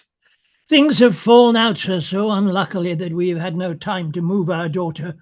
Look you, she loved her kinsman Tybalt dearly, and so did I. Well, we were born to die. 'Tis very late. She'll not come down tonight. I promise you, but for your company, I would have been abed an hour ago. These times of woe afford no times to woo. Madam, good night. Commend me to your daughter. I will, and know her mind early tomorrow. Tonight she is mewed up to her heaviness. Sir Paris, I will make a desperate tender of my child's love. I think she will be ruled in all respects by me, nay more, I doubt it not. Wife, go you to her ere you go to bed. Acquaint her here of my son Paris' love, and bid her mark you me on Wednesday next. But soft, what day is this? Monday, my lord. Monday? Well, Wednesday is too soon. A Thursday let it be. A Thursday, tell her, she shall be married to this noble earl. Will you be ready? Do you like this haste? We'll keep no great ado, a friend or two. For hark you, Tybalt being slain so late, it may be thought we held him carelessly, being our kinsman, if we revel much. Therefore we'll have some half a dozen friends, and there an end. But what say you to Thursday? My lord, I would that Thursday were tomorrow. Well, I guess you're gone. A Thursday be it then. Go you to Juliet ere you go to bed. Prepare her wife against this wedding day. Farewell, my lord. Light to my chamber. Ho! For me, it is so late that we may call it early by and by. Good night. And he exits. Act 3, Scene 5. Entered Romeo and Juliet aloft. Wilt thou be gone? It is not yet near day. It was the nightingale, and not the lark, that pierced the fearful hollows by me. Which he sings on yon combrand flute. Believe me, love, it was the nightingale. It was the lark, the herald of the morn, no nightingale. Look, love, what envious streaks do lace the severing clouds in yonder east. Night candles are burnt out, and jocund day stands tiptoe on the misty mountain's top. I must be gone or live, or stay and die. Young light is not daylight. I know it, Kai. It is a meteor that the sun exhales. To be the thee this night is torchbearer, and light thee on thy way to Mantua. Therefore stay yet, and meet me be gone. Let me be ta'en. Let me be put to death. I am content, so thou wilt have it so. I'll say yon grey is not the morning's eye, 'tis but the pale reflex of Cynthia's brow. Nor is that not lark whose notes do beat the vaulty heaven so high above our heads. I have more care to stay than will to go. Come death and welcome, Juliet wills it so. How is my soul? Let's talk. It is not day. It is, I hence be gone away. It is the lark that sings so out of tune, training harsh discords among pleasing sharps. Some say the lark makes sweet division. This doth not so, which he divideth us. Some say the lark and love's code change I. Oh, now I would they had Prince voices true, and on from arm they that voice doth also pray. Hunting be hence with comes up to the day. Oh, now be gone, more light and little Nitheus grows. More light and light, more dark and dark our woes. Enter the nurse. Madam, Nurse. your lady mother is coming to your chamber. The day is broke. Be wary. Look about. One window let they in, and let life out. Farewell, farewell, one kiss and I'll descend. Hast thou gone so? Love, Lord, thy husband, friend, I must hear from thee every day and the hour, for in a minute there are many days, for by this time I shall be much in years. Here I again behold my love. Farewell, I will omit no opportunity. that may convey my greetings love to thee. Oh, think that we shall ever meet again? I doubt it not, and all these woes shall serve for sweet discourses in our time to come. Oh God, I have a ill divine soul. Methinks I see thee now. Thou art so low. It's one head in the bottom of a tomb. Whether my eyesight fails, thou lookst pale. And trust me, love, in my eyes so do you. Dry sorrow drinks our blood. Adieu, adieu. And Romeo exits. Oh, fortune, fortune, all men call thee pity. If thou art fickle, like death thou within. That is renowned for faith. Be fickle, fortune. For then I hope thou wilt not keep him down, but send him aback. And Juliet's mother enters. Oh, Dora, are you up? With that cause, is it my lady mother? Is he not down so late? Or up so early? What else has been cause to fear from hither? Why, how now? How now, Juliet? Madam, I am not well. Ever more weeping for your cousin's death. What, wilt thou wash him from his grave with tears? And if thou couldst not make him live, therefore have done. Some grief shows much of love, but much of grief shows still some want of wit. Let me weep. With such a feeling left. So shall you fear the loss, but not the friend which you weep for. You're muted still. Sorry.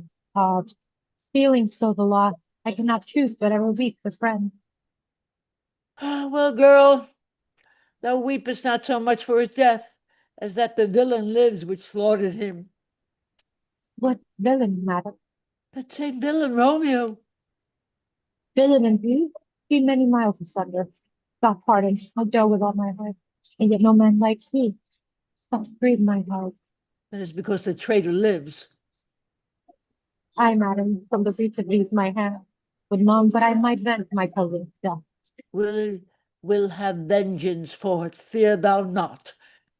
Then weep no more, or send to one in Mantua, where that same banished renegade doth live, shall give him such an unaccustomed dram that he shall soon keep Tybalt company, and then I hope thou wilt be satisfied. Indeed, I never shall be satisfied with Romeo, till I behold him. That is my poor heart so for a kinsman vexed. Madam, if you could find out that a man bear a poison as a temper, that Romeo should have gone to seek thereof, please sleep in quiet. Oh, how my heart abhors to hear him named. I cannot come to him. To wreck with the love I bore my cousin, and on his body and how I wanted him. Find thou the means, and I'll find such a man. But now I'll tell thee joyful tidings, girl. And joy comes well in such a needy time. What are they? Beseech your ladyship. Well, thou hast a careful father, child. One to put thee from thy heaviness has sorted out a sudden day of joy that thou expects not, nor I look not for. Madam, a happy time. What day is this? Marry, my child, early next Thursday morn.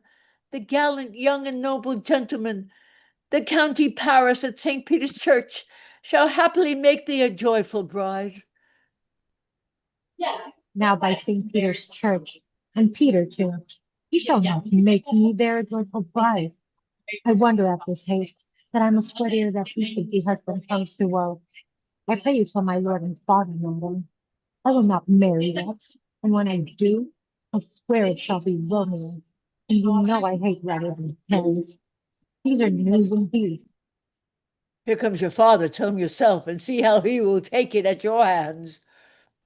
Enter Capulet and the nurse. When the sun sets, the earth doth drizzle dew, but for the sunset of my brother's son it rains downright. Now how? A conduit girl? What, still in tears? Evermore showering in one little body? Thou counterfeits a bark, a sea, a wind. For still thy eyes, which I may call the sea, do ebb and flow with tears. The bark thy body is, sailing in this salt flood.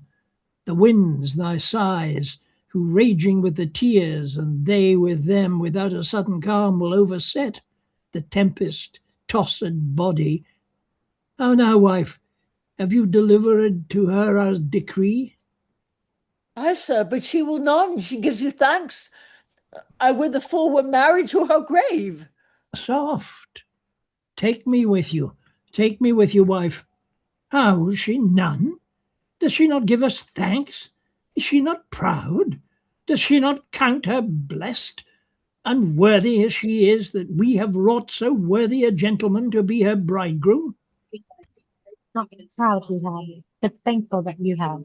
Proud can I never be of what I have, but thankful even for hate that is meant to love. How now? How now?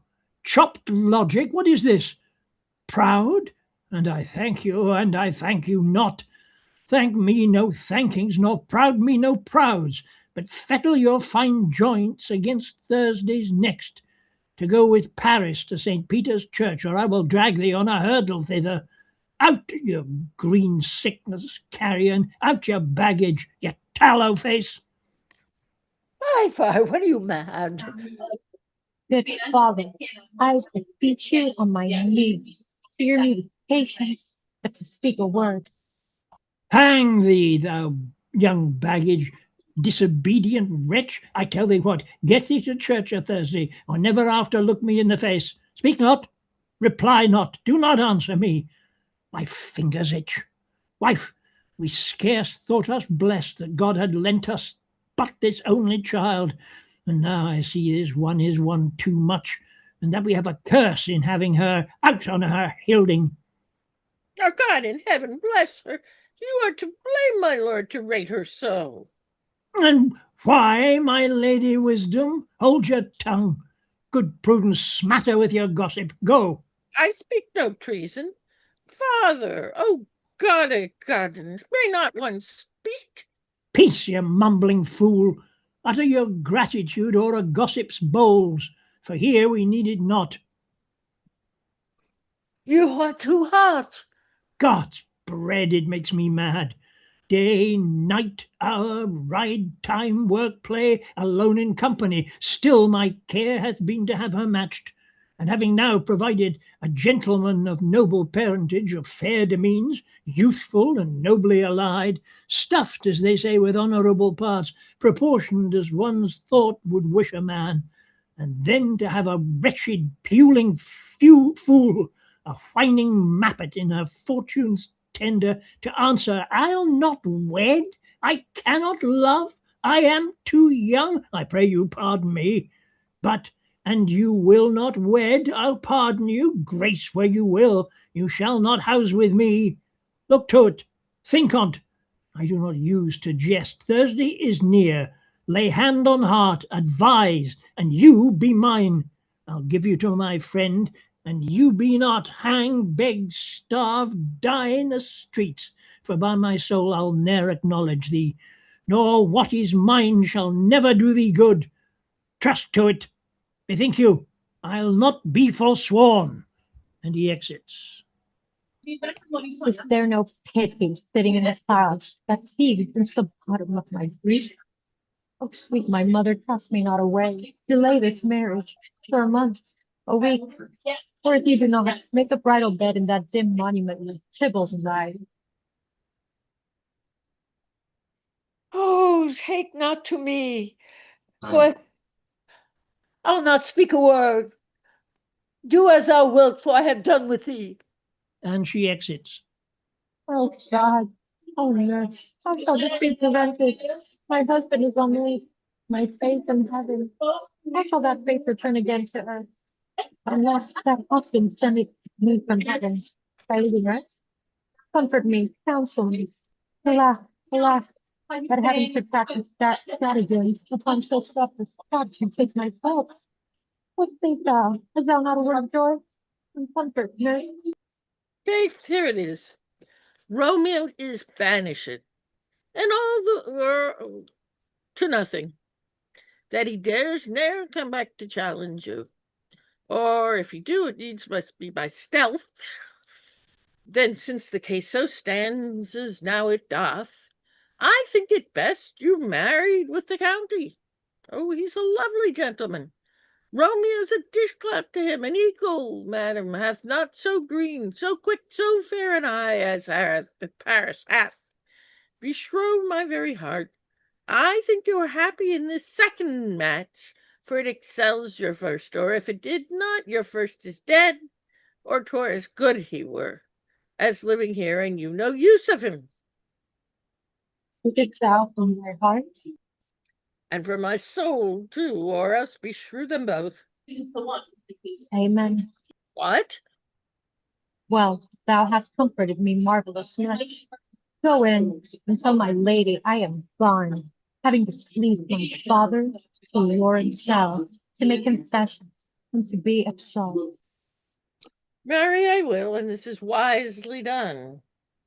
And on ancient damnation and this wicked fiend, it is more sin to wish me this forsworn, or to disgrace my lord with that sin tongue, which he hath praised him with above compare. So many thousand times? Go, Counselor, thou in my bosom henceforth shalt be plain. Out to the fire to know his remedy. If all else fail, and myself have power to die. And she exits. Act 4, Scene 1. Enter the Friar and County Paris.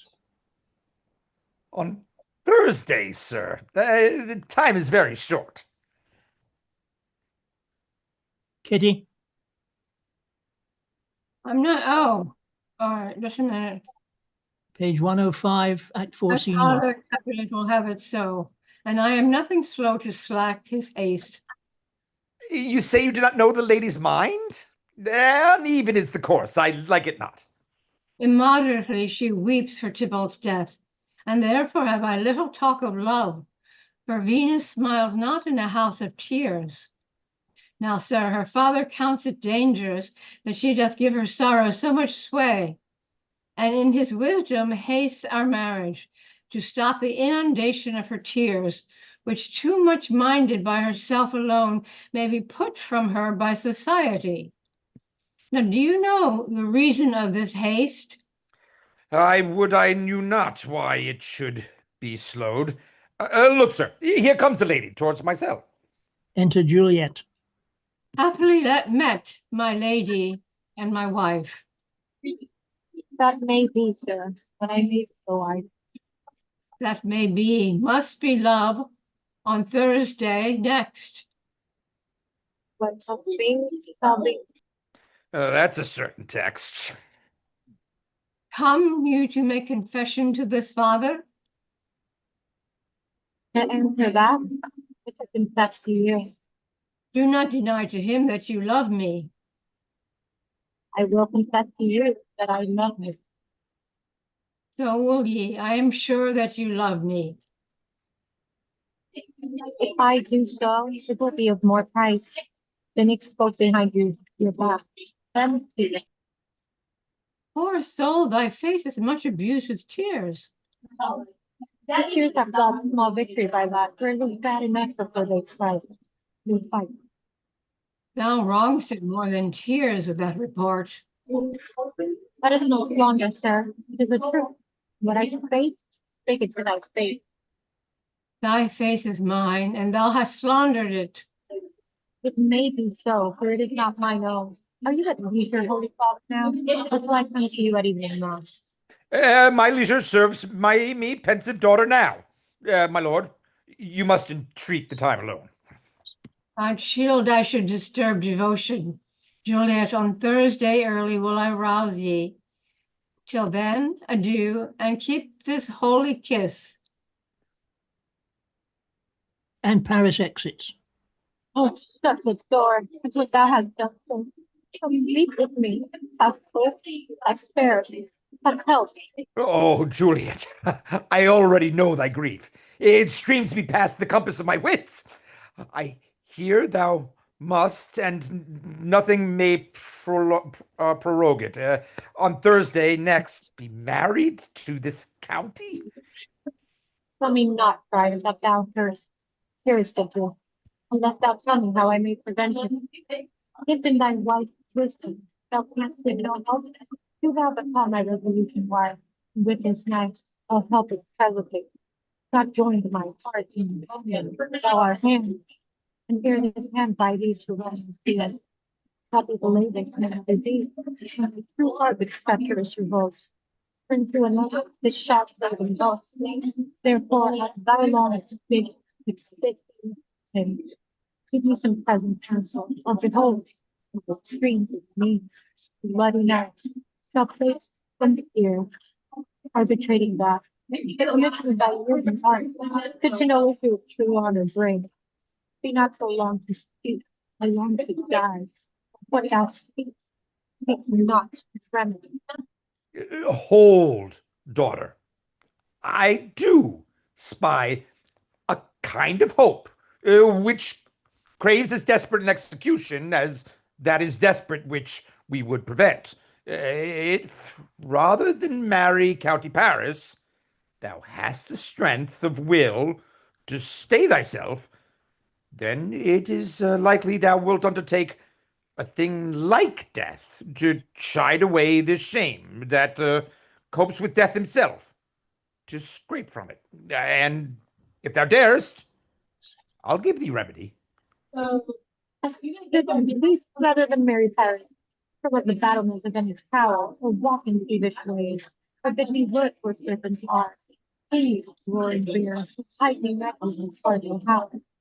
Or covered fight with dead men's rattling bones, with rocky canker of chapel's close.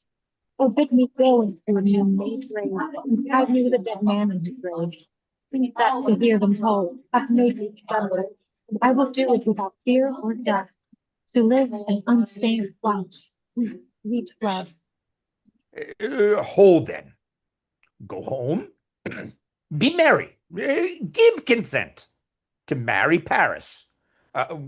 Wednesday is tomorrow. Tomorrow night, look that thou lie alone. Let not thy nurse lie with thee in thy chamber.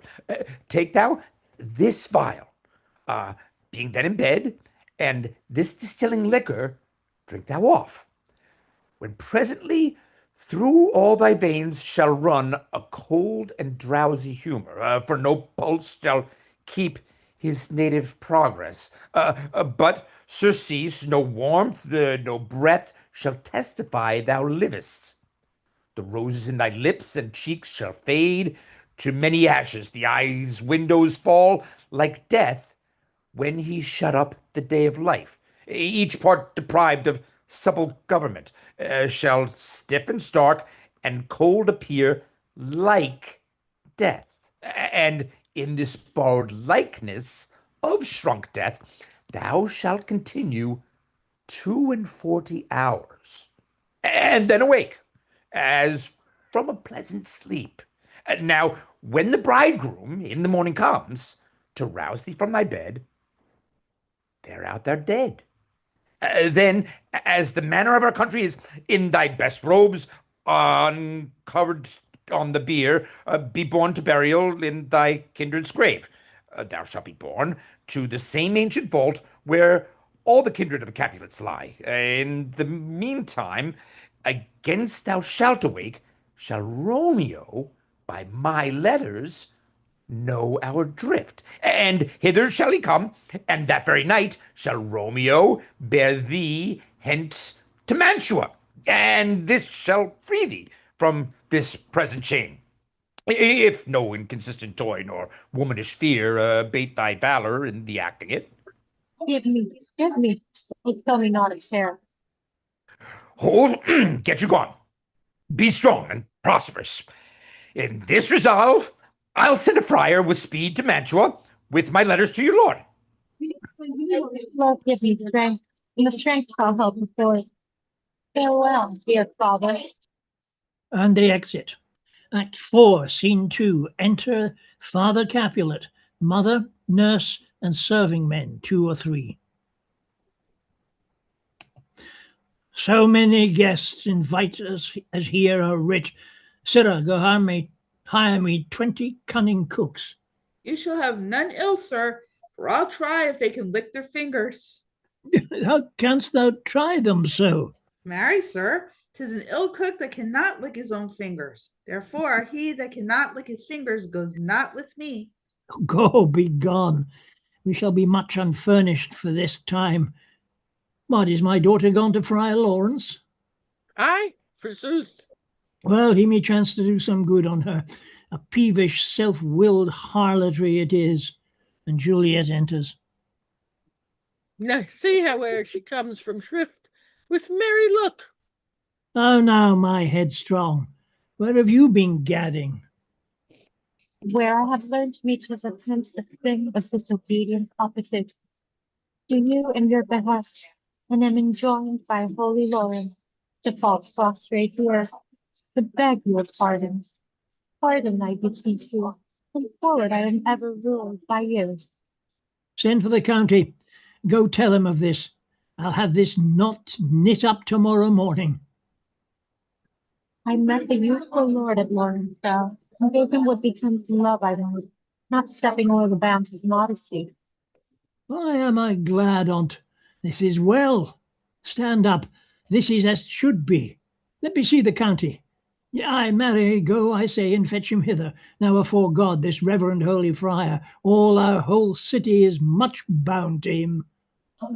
Nurse, will you with me into my closet and help me sort such needful ornaments as you think fit to benefit me tomorrow? Oh, no, not till Thursday. There's time enough. Go, nurse, go with her.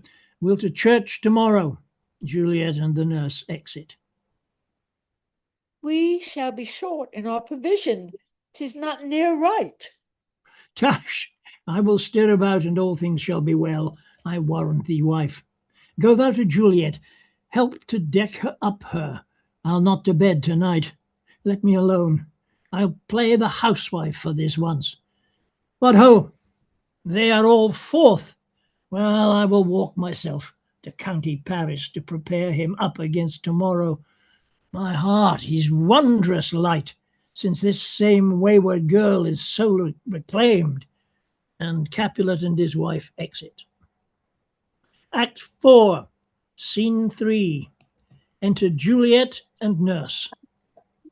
Ay, those attires are best. But gentle nurse, I pray thee leave me to myself tonight, for I have need of many horizons. To move the heavens to smile upon my state, which well thou knowest is spot and full of sin.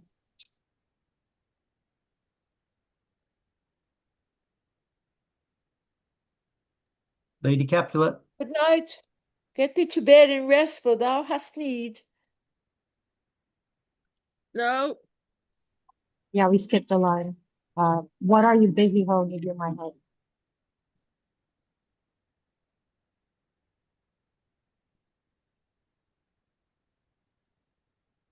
Oh, Jackie? that's what I just said. Bottom of 112. Yep. Yeah. What are you busy, ho? Need you my help? No, madam, we have told such and such necessary will not be good for her estate tomorrow. So please, you, let me now be left alone, and let the nurse this night sit up with you. For I am sure you have your hands full in this so sudden business. Good night. Get thee to bed and rest, for thou hast need. Farewell. God knows when we shall meet again. I have a faintful fear fills through my veins that almost freezes up the heat of fire. I'll call them back again to comfort me. Nurse, what did we do here? My gifts must seem.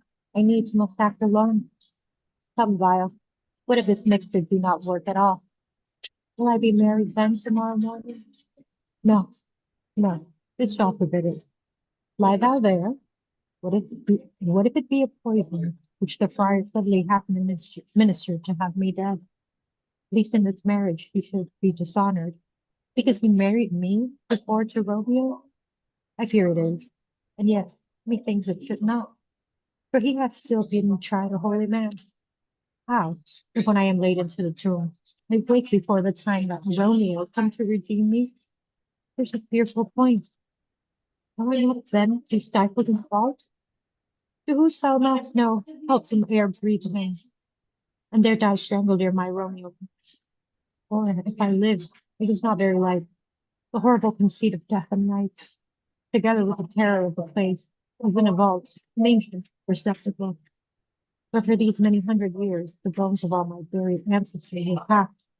For bloody Tybalt, yet but green in earth, comes festering in his cloud. For as they say, at some hours in the night, spirits resort. Alas, alas, it is not like that. I sorely waking. What with loathsome smells and shrieks like mandrills torn out of the earth, that living mortals hearing them run mad.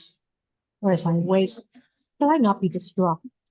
Environed with all these hideous fears, madly play with my poor father's joints, and pluck the mangled Tybalt from his shroud, and in his rage, put some great crimson bone, dash for the club, dash out my desperate brains.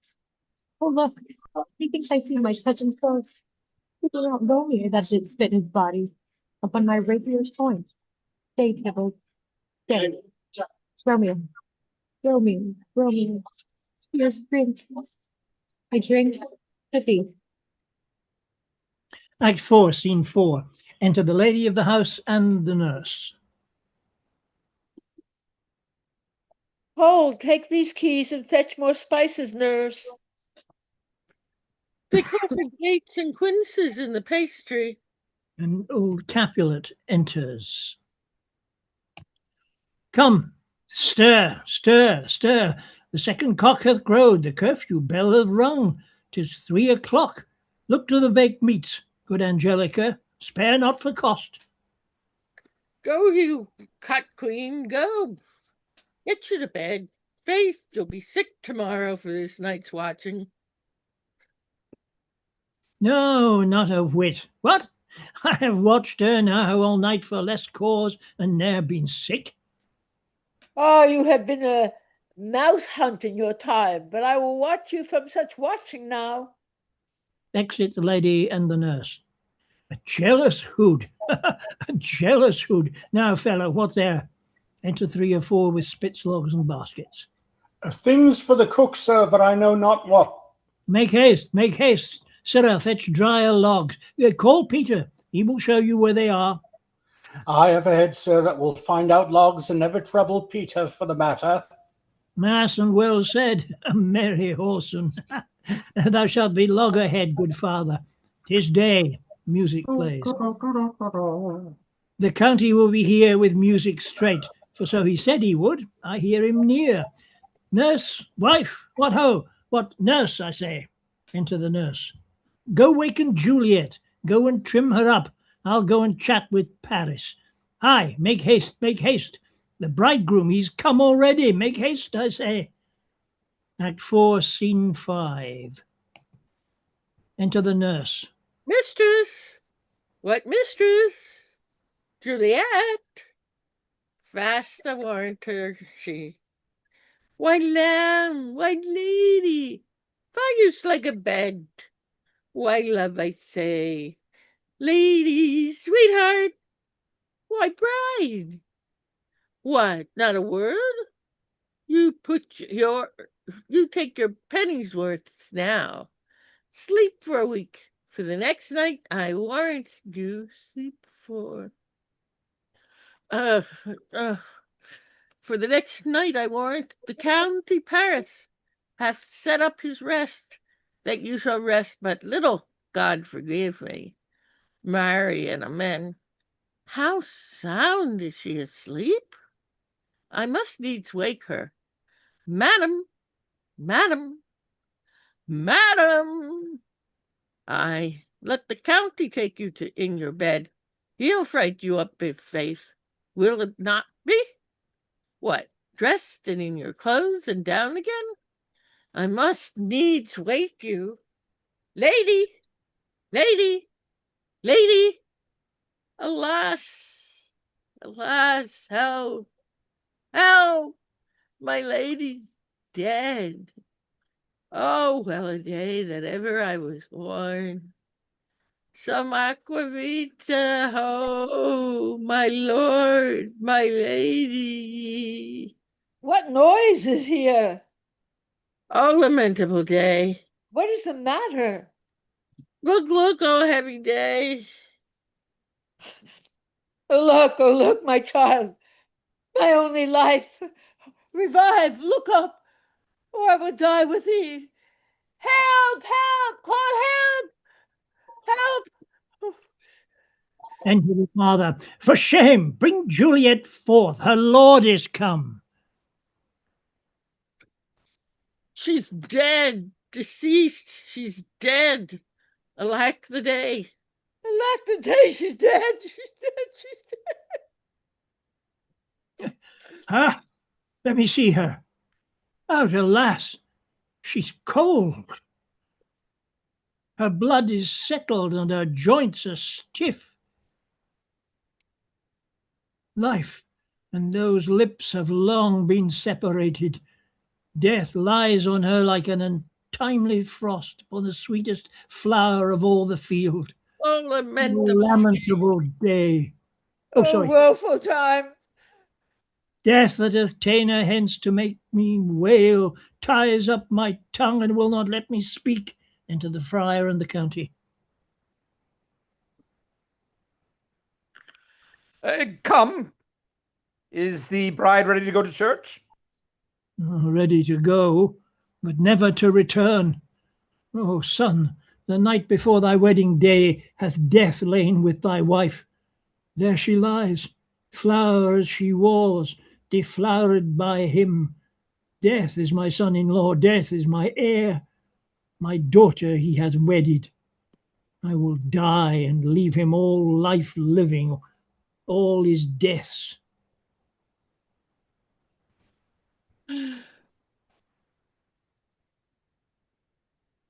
Paris. Have I thought long to see this morning's face? And doth it give me such a sight as this? Accursed, unhappy, wretched, hateful day, most miserable hour that e'er time saw in lasting labor of his pilgrimage. But one poor and loving child, but one thing to rejoice and solace in, and cruel death has caught it from my sight. Oh, oh, woeful, woeful, woeful day. Most lamentable day. Most woeful day that ever I did yet behold. Oh day, oh day, oh day, oh hateful day. Never was seen so black a day as this. Oh woeful day. Beguiled, divorced, wronged, spited, slain. Most detestable death. Detestable death by thee Paris. defiled. Those are Paris's lines, nurse. Paris. Beguiled, divorced, wronged, spited, slain, most detestable death, by thee beguiled, by cruel thee, quite overthrown. O love, O life, not life, but love in death. Despised, distressed, hated, martyred, killed. Uncomfortable time, why camest thou now? To murder our solemnity. O child, my soul, not my child, dead art thou. Alack, my child is dead, and with my child my joys are buried. Peace, ho, for shame! Confusions. Care lives not in these confusions. Heaven and yourself had part in this fair maid. Now heaven hath all, and all the better is it for the maid. Your part in her you could not keep from death, but heaven keeps his part in eternal life. The most you sought was her promotion, for 'twas your heaven she should be advanced, and weep ye now, seeing she is advanced above the clouds, as high as heaven itself? Woe, in this love, you love your child so ill that you run mad, seeing that she's well. She's not well married that lives married long, but she's best married that dies married young. Dry up your tears and stick your rosemary on this fair course, and as the custom is, in her best array, bear her to church. For though some nature bids us all lament, yet nature's tears are reason's merriment. All things that we ordained festival turn from their office to black funeral, our instruments to melancholy bells, our wedding cheer to a sad burial feast, our solemn hymns to sullen dirges change, our bridal flowers serve for a buried corse, and all things change them to the contrary. Sir, go you in, and madam, go with him, and go, Sir Paris, everyone, prepared to follow this fair course unto her grave. The heavens do lower upon you for some ill. Move them no more by crossing their high will. Oh, faith, we may put up our pipes and be gone. Honest good fellows. Honest good No. fellows. Ah, put up, for well you know this is a pitiful case. I, by my troth, the case may be amended. Peter. Can't get on. Nope, we hear you, Vicky. Musicians, oh, musicians, heart's ease, heart's ease. Oh, and you will have me live. Play heart's ease. Why heart ease? Oh, musicians, because my heart itself plays. My heart is full. Not a dump we. 'Tis no time to play now. You will not then? No. I will then give it to you soundly. What will you give us? No money, oh my faith, but the gleek. I will give you the minstrel. Then I will give you the serving creature. Then I will lay the serving creature's dagger on your pate. I will carry no crotchets. I'll be with you like a fire. You do note me? And you, ray us and thaw us, you note us. Pray you, put up your dagger and put out your wit. Then have it you with my wit. I dry beat you with an iron wit and put up my iron dagger. Answer me like men. When griping griefs the heart doth wound, then music with their silver sound. Why silver sound? Why music with her silver sound? What say you, Simon Catling? Marry, sir, because silver hath a sweet sound. Protest, what say you, Hugh Rebick? I say silver sound because musicians sound for silver. Prates to you, what say you, James Soundpost? Faith, I know not what to say. Oh, I cry you mercy. You are the singer, I will say it for you. It is music with her silver sound, because musicians have no gold for sounding. Then music with her silver sound, with speedy help, doth lend redress. What a pestilent knave is this same. Hang him, Jack. Come, we'll in here, tarry for the mourners and stay dinner. And they exit. Act 5, Scene 1. Enter Romeo. If I may trust the flattering truth of sleep, my dreams presage some joyful news at hand. My bosom sits lightly in his throne, and all this in day and me lifts me above the ground with cheerful thoughts. I dreamt my lady came and found me dead. Strange dream that gives a dead man leave to think, and breathed such life with kiss on my lips that I was revived and was an emperor. Ah me, how sweet it is love itself possessed, when but love's shadows are so rich in joy. Enter Romeo's man. News from Verona. How now, Balthazar? Dost thou not bring me letters from the friar? How doth my lady? Is my father well? How doth my lady Juliet, that I ask again? For nothing can be ill. Is she be well? She is well, and nothing can be ill.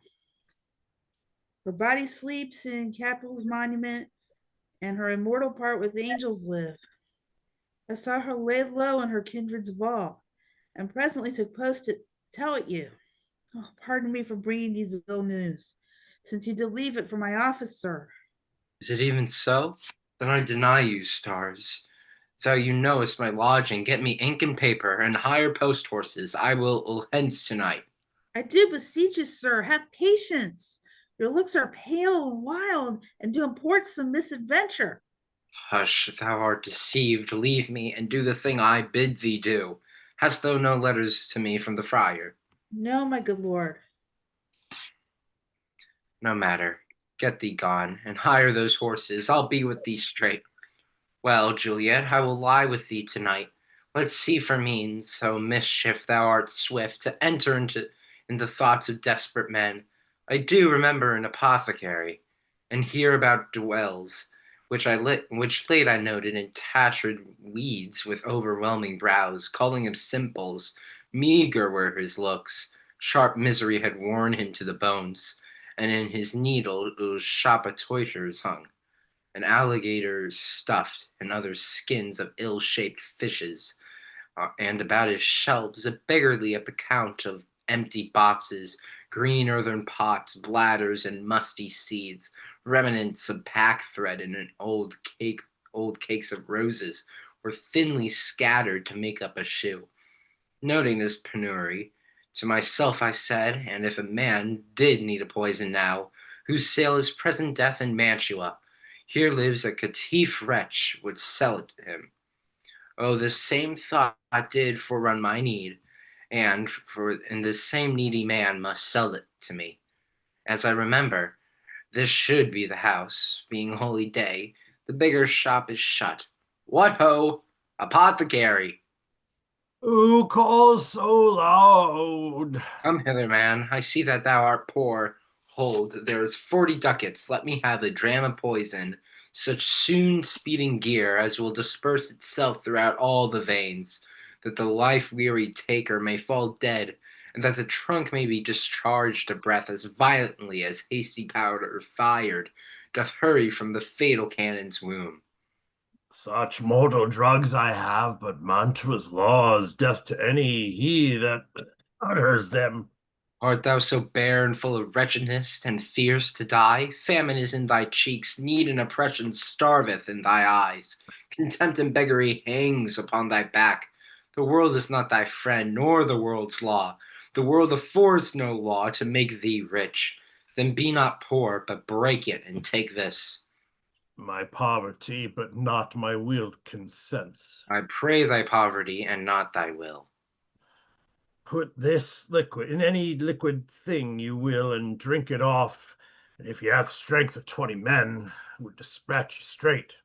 There's thy gold. Worse poison to men's souls, doing more murder in this loathsome world than these poor compounds that thou mayest not sell. I sell thee poison, thou hast sold me none. Farewell, buy food, and get thyself in flesh. Come, cordial, and not poison, go with me to Juliet's grave, for there I must use thee. And they exit. Act 5, Scene 2. Enter Friar John and to Friar Lawrence. Kitty, you're Friar John. Okay. Page 128, beginning of 5-2. Oh. Did John say speak?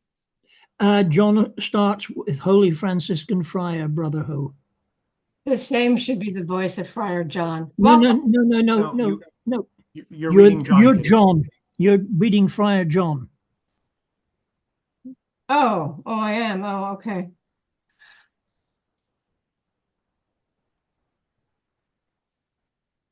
Holy Franciscan Friar, Brother Hull. This same should be the voice of Friar John. Welcome from Mantua. What's his Romeo? Or if his mind be writ, give me his letter. Going to find a barefoot brother out, one of our order to associate me. Here in the city, visiting the sick and finding him, the searchers of the town, suspecting that we both were in a house where the infectious pestilence did reign, sealed up the doors and would not let us forth, so that my speed to Mantua there was stayed. Who bear my letter then to Romeo?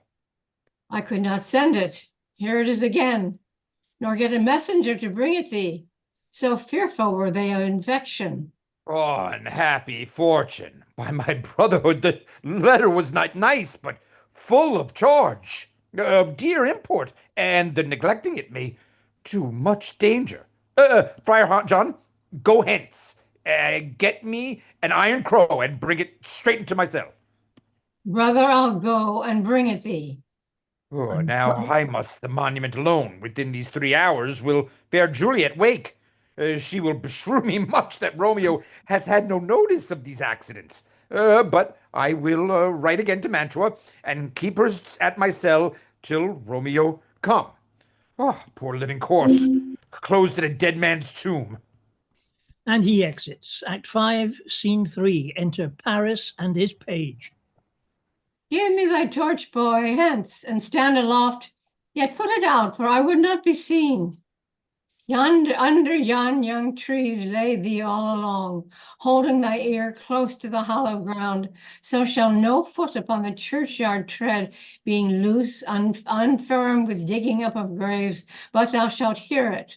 Whistle then to me, a signal that thou hearest something approach. Give me those flowers. Do as I bid thee. Go. I am almost afraid to stand alone here in the churchyard, yet I will adventure. Sweet flower, with thy bridal bed I strew. Oh, woe, thy canopy is dust and stones, which with sweet water nightly I will dew, or wanting that, with tears distilled by moans, the obsequies that I for thee will keep, nightly shall be to strew thy grave and weep. Ah, the boy gives warning, something doth approach. What cursed foot wanders this ways tonight to cross my obsequies and true love's right? What with a torch? Muffle me night a while. Enter Romeo and Peter. Give me that mattock in the wrenching iron. Hold, take this letter early in the morning. See thou deliver it to my lord and father. Give me the light. Upon thy life I charge thee. Whate'er thou hearest or seest, stand all aloof.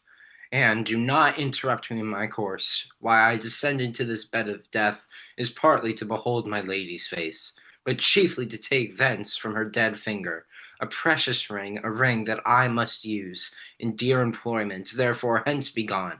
But if thou jealous dost return to pry, and what I further shall intend to do, by heaven, I will tear thee joint by joint, and strew this hungry churchyard with thy limbs.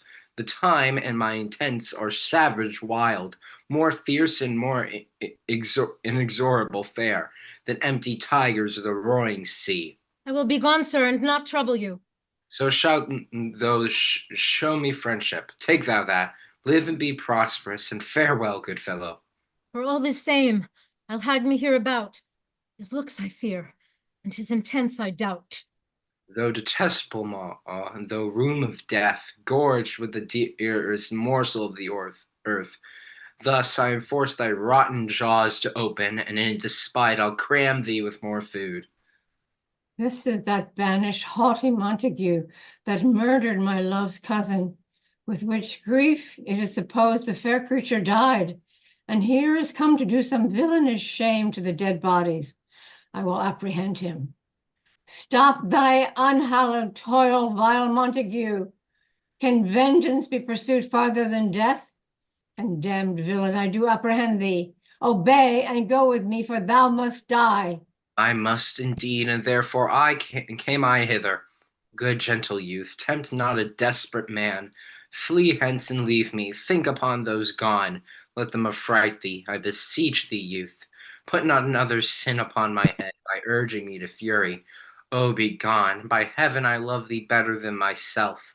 For I have come hither armed against myself. Stay not, be gone, live, and hereafter say a madman's mercy bid thee run away. I do defy thy commiseration, and apprehend thee for a felon here. Wilt thou provoke me? Then have at thee, boy. Peter. Who's Peter? Oh, stay put. I will go call the watch.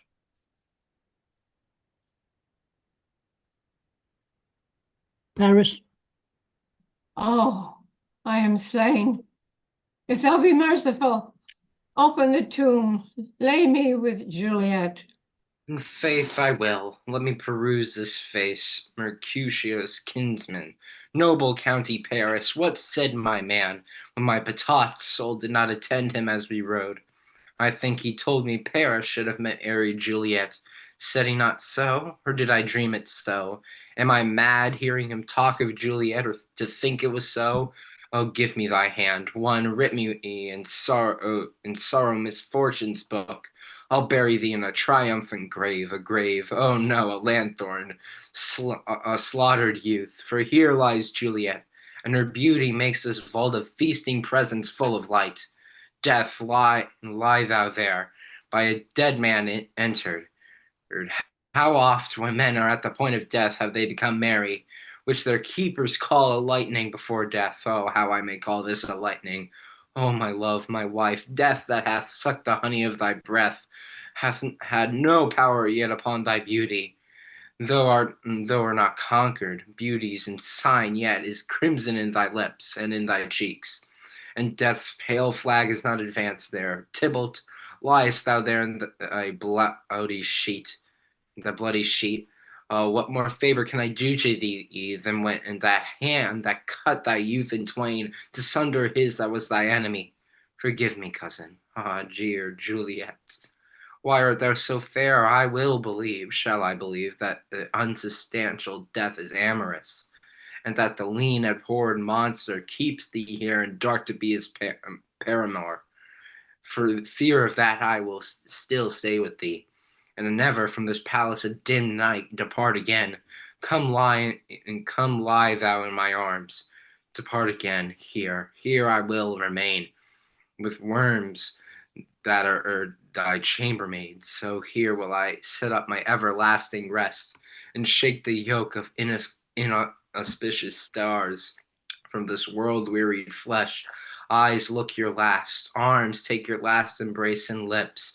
Oh, you, the doors of breath, seal with a righteous kiss, a dateless bargain to engrossing death. Come, bitter conduct, come and savory guide. Though desperate plot, now at once run on the dashing rocks, thy seasick, weary bark. Here's to my love, O true apothecary, thy drugs are quick. Thus, with a kiss, I die. Enter the friar with the lantern, crow, and spade. Oh, St. Francis be my speed. How oft tonight have my old feet stumbled at graves? Who's there? Here's one, a friend, and one that knows you well. Bliss be upon you. Tell me, good my friend, what torch is yond that vainly lends his light to grubs and eyeless skulls, as I discern it burneth in the Capel's monument? He doth so wholly, sir, and there's my master, one that you love. Who is it? Romeo. How long hath he been in there? Full half an hour. Go with me to the vault. Oh, I dare not, sir. My master knows not, but I am gone hence, and fearfully did menace me with death if I did stay to look on his intents. Stay then, I'll go alone. Fears come upon me. Oh, much I fear some ill unlucky thing. As I did sleep under this young tree here, I dreamt my master and another fought, and that my master slew him. Romeo.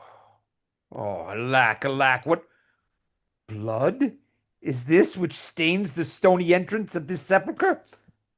What mean these masterless and gory swords to lie discolored by this place of peace?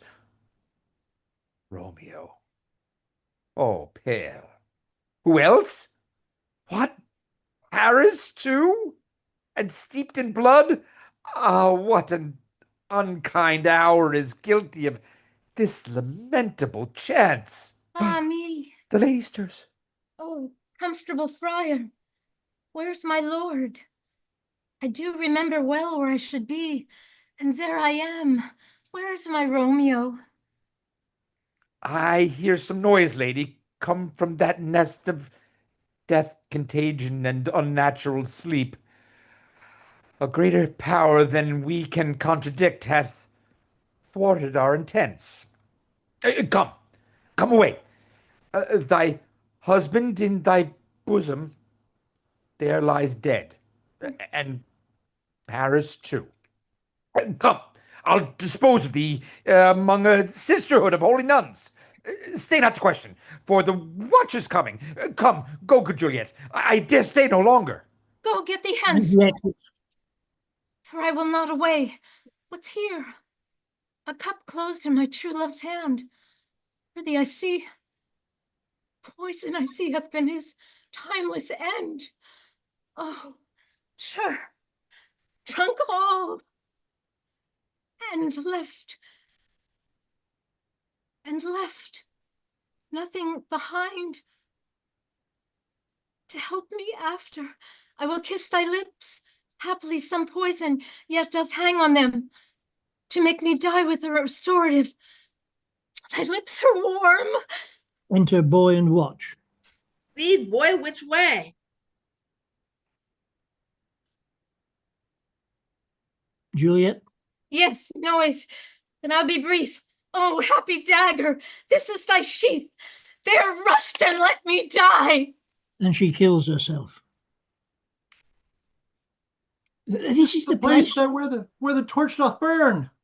The ground is bloody. Search about the court churchyard. Go, some of you, whoe'er you find, attach. Pitiful sight. Here lies the county slain, and Juliet bleeding, warm and newly dead. Well, here hath lain these 2 days buried. Go tell the prince. Run to the Capulets. Raise up the Montagues. Some other search. You see the ground whereon these woes do lie. But the true ground of all these piteous woes, we cannot without circumstance descry. Enter Romeo's man. Here's Romeo, man. We found him in the churchyard. Hold him in safety till the prince come hither. Here's Enter the friar the that friar. trembles, sighs, and weeps who took this mattock and spade from him as he was coming from this churchyard side. A great suspicion. Stay the friar too. Enter the prince. What misadventure is so early up that calls our person from our morning's rest? Enter Capulet and his wife. What should it be that they so shrike abroad?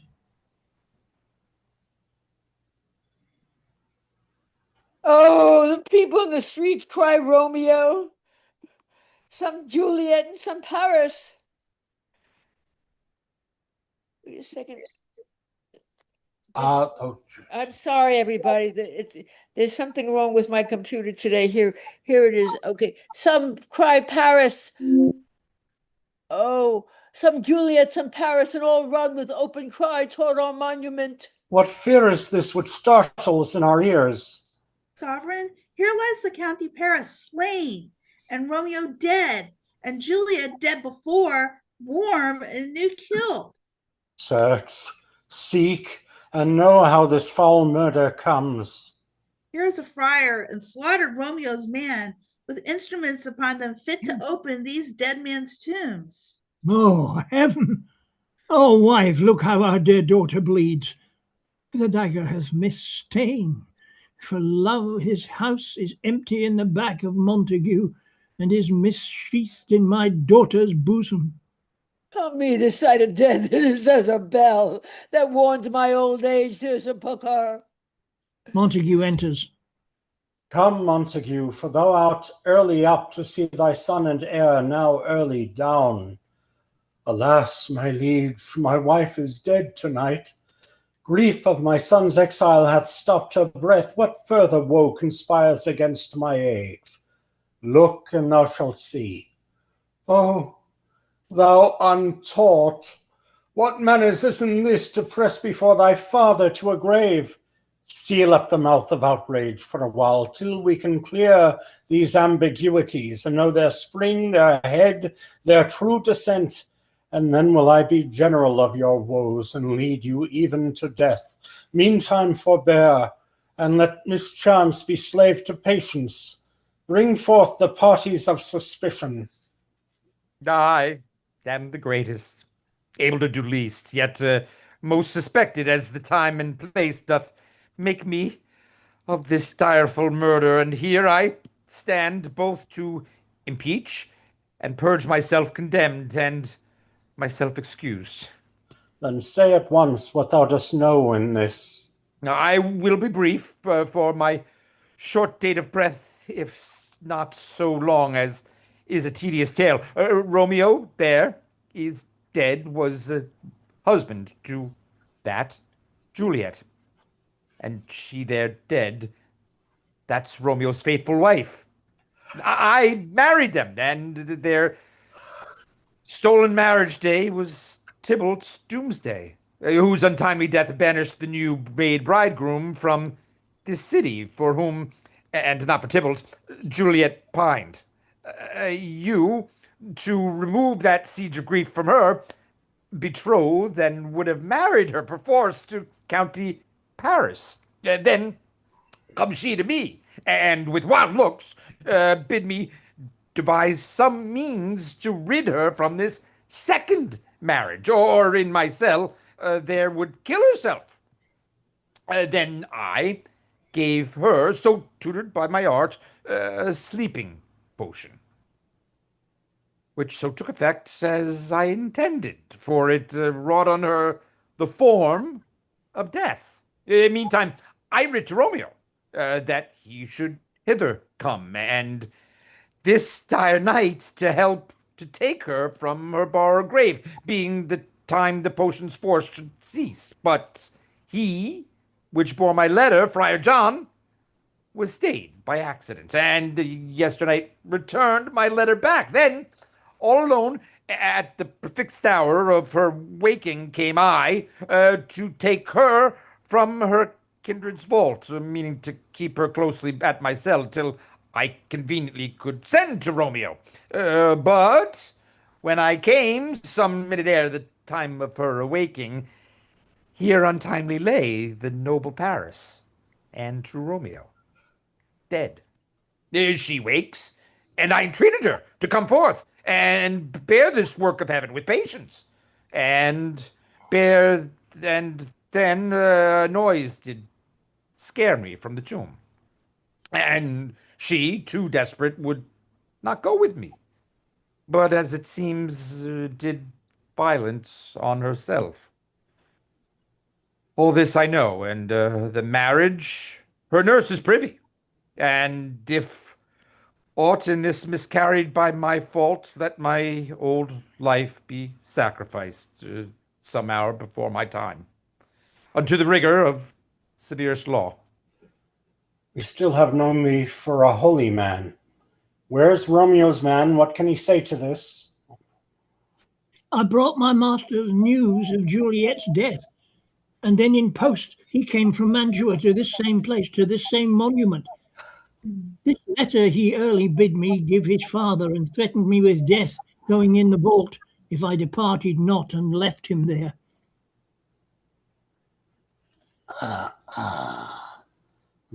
Give me the letter, I will look on it. Where is the county's page that raised the watch?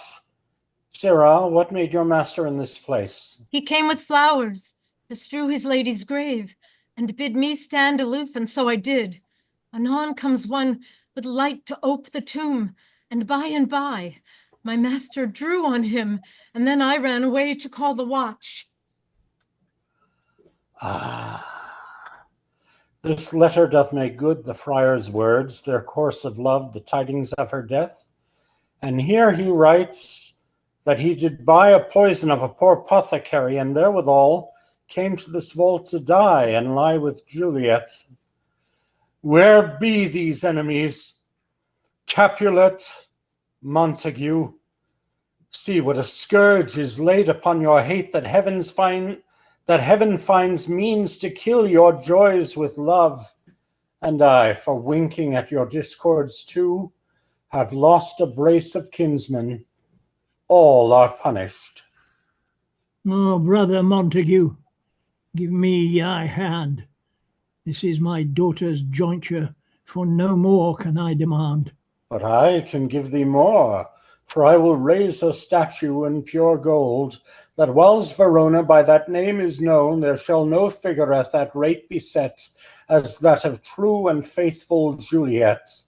As rich shall Romeo by his lady lie, poor sacrifices of our enmity. A glooming peace this morning with it brings. The sun for sorrow will not show his head. Go hence to have more talk of these sad things.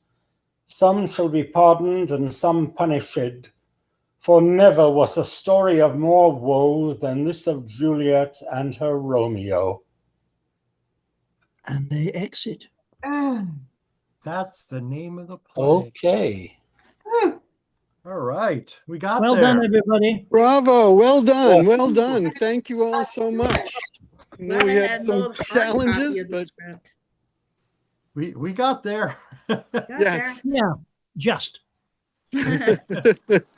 Thank you. Yeah, and my thing, I got kicked out several times, but fortunately it never quit the thing. So that was very good. So we solved that problem. Yeah. I got Poor forced out Daniela once, but I had a think it was my dreadful own time. internet that shut down on me. Yeah. Poor Daniela had a dreadful time. Yeah. Yeah. So Then she had to bad leave mic early. issues. Yeah. Yeah. My computer was creaking. It kept overlaying with all kinds of patterns. I don't know what's going on all of a sudden. Never happened before. Every time I plugged in to speak, something would overpower it. Oh dear. Yay. Although Vicky. Daniela's problem does show a difficulty that we have with Zoom sound. We initially thought it was echoing round, but I don't think it was. I think the problem is that Zoom sound has a threshold. And unless you get above that vocal threshold, it doesn't really recognize you and it doesn't transmit the sound. So when the people around her were talking, they were not loud enough to actually be heard. But as soon as she started talking and lapped up and Zoom started accepting her, it then pulled in all the other sounds. And I suspect she may have had her reduced background noise checked.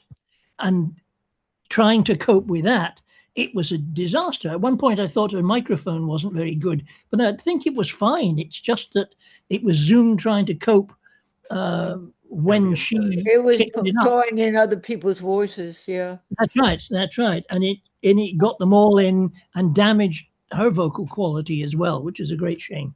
I was getting like letters. It kept pulling in all kinds of other things, printed matter. Yeah. Never happened before. It's really, I don't know. It's we have some thunderstorms here. It has to do sometimes with the weather, with what's going on with the Well, poles. it does have to do with the heat. Yeah, you think it's the heat? Huh. Oh, heat can cause it dreadful problems. Computer, I mean, you've got a tiny little fan in your laptop in your computer that's trying to keep the processor cool. And if it's way too hot outside, it's not pulling in cooling air, it's pulling in hot air. And it just doesn't cool down. I would try to open it up to be seen, photo, and all patterns would come through. Yeah. It was crazy. I'm sorry, forgive me. I No, can't no. control. Vicky, you don't need to I raise your can't hand. control the world. You're unmuted. Hey, you know, we're back at war with Iran. I just saw a newscast came up. Yep. Yep. So Paul, we might need to have Never what we had at the beginning of the Henry thing, a little run through on the difference between ed and d, and Yes. st and est, and you know, if you can keep, it's not easy to do. I know when you're in the midst of a reading, but much of this is written in iambic pentameter. Not all of it, but a large chunk of it is written in iambic pentameter. And if you don't feel the rhythm right, and you don't reckon you've got that that pentameter rhythm, it probably means you've said, you said, well, and it's tricky. I mean, Romeo had a good one. Hence, banished is banished from the world. And the first banished is written with ed at the end. And the second one is written banished with just a T at the end. So they're two different pronunciations. And if you don't get those right, and you did, Anton, great. If you don't get them right, you screwed up the rhythm. And you can tell, you can feel it, because the pentameter is the natural rhythm of Anglo-Saxon English speaking. Not if you're French, but it is if you're English. Or background is English. The French, what have they got? Is it 7 beats? It's I something. don't know. I don't know. But yeah, so we're still recording. So if anybody's got any other thoughts on the play, I mean, one of the things that I think is so great about this play is that it feels like a comedy until Act 3, Scene 1. Mhm. And Yeah, that's then it all starts getting very grim. I mean, Yes. part of the Yeah. tragedy is how many bad decisions are made by the adults. I mean, the kids, you expect to make bad decisions. The adults are just useless and Oh, God, yes. short-sighted. I mean, It's incredible Capulet's to a see. dick. Absolutely. And you know, so many productions cut so much of the friar's final speech. But you know, when you do that, hearing you know, Robert do it so well Yeah. here today, it helps drive home to the audience. We really messed up, everybody. Oh, yeah, we did. Right. Absolutely. In the film of Shakespeare in Love, I think they got the transition quite nicely. I remember with the little old crazy priest who was objecting to the theater, and by 2/3 of the way through the play, he's in tears. Mm, You know? yeah. Oh, God. Oh, that was good. Yeah. It's a Good fun Yes. one. And now I see It why is. I haven't read this since high school, and now I see why Mercutio is so beloved. And I was reading this morning how someone had quipped that Shakespeare had to kill Mercutio in the middle of the play, or he would have taken over the play. And I kind of see why. I mean, Shakespeare really Well, had no, fun with but Mercutio's wit. But what it does show is that Shakespeare was writing for particular actors. Yeah. And the sort of the storyline is that Mercutio, the guy whoever played Mercutio, was one of the best actors in the company. So suddenly it goes from fairly trivial dialogue, and suddenly he throws these massive complex speeches at Mercutio because he can handle them and he can make them work. You Yeah. know, it's good A stuff. lot to it. Great stuff. Well, this was fun today. It really was. Yep, it really was. Yeah. Vicky, if you're trying to speak, you're unmuted. I'm afraid Romeo and I have to hit the road. Bye, everybody. Okay. Nice to see you guys. Thank Yeah. you. That's great. Thank you both. Yeah. Really good. Safe journey. Bye. Bye. Okay. Does the hat help, Paul, or does it just make you incredibly sweaty?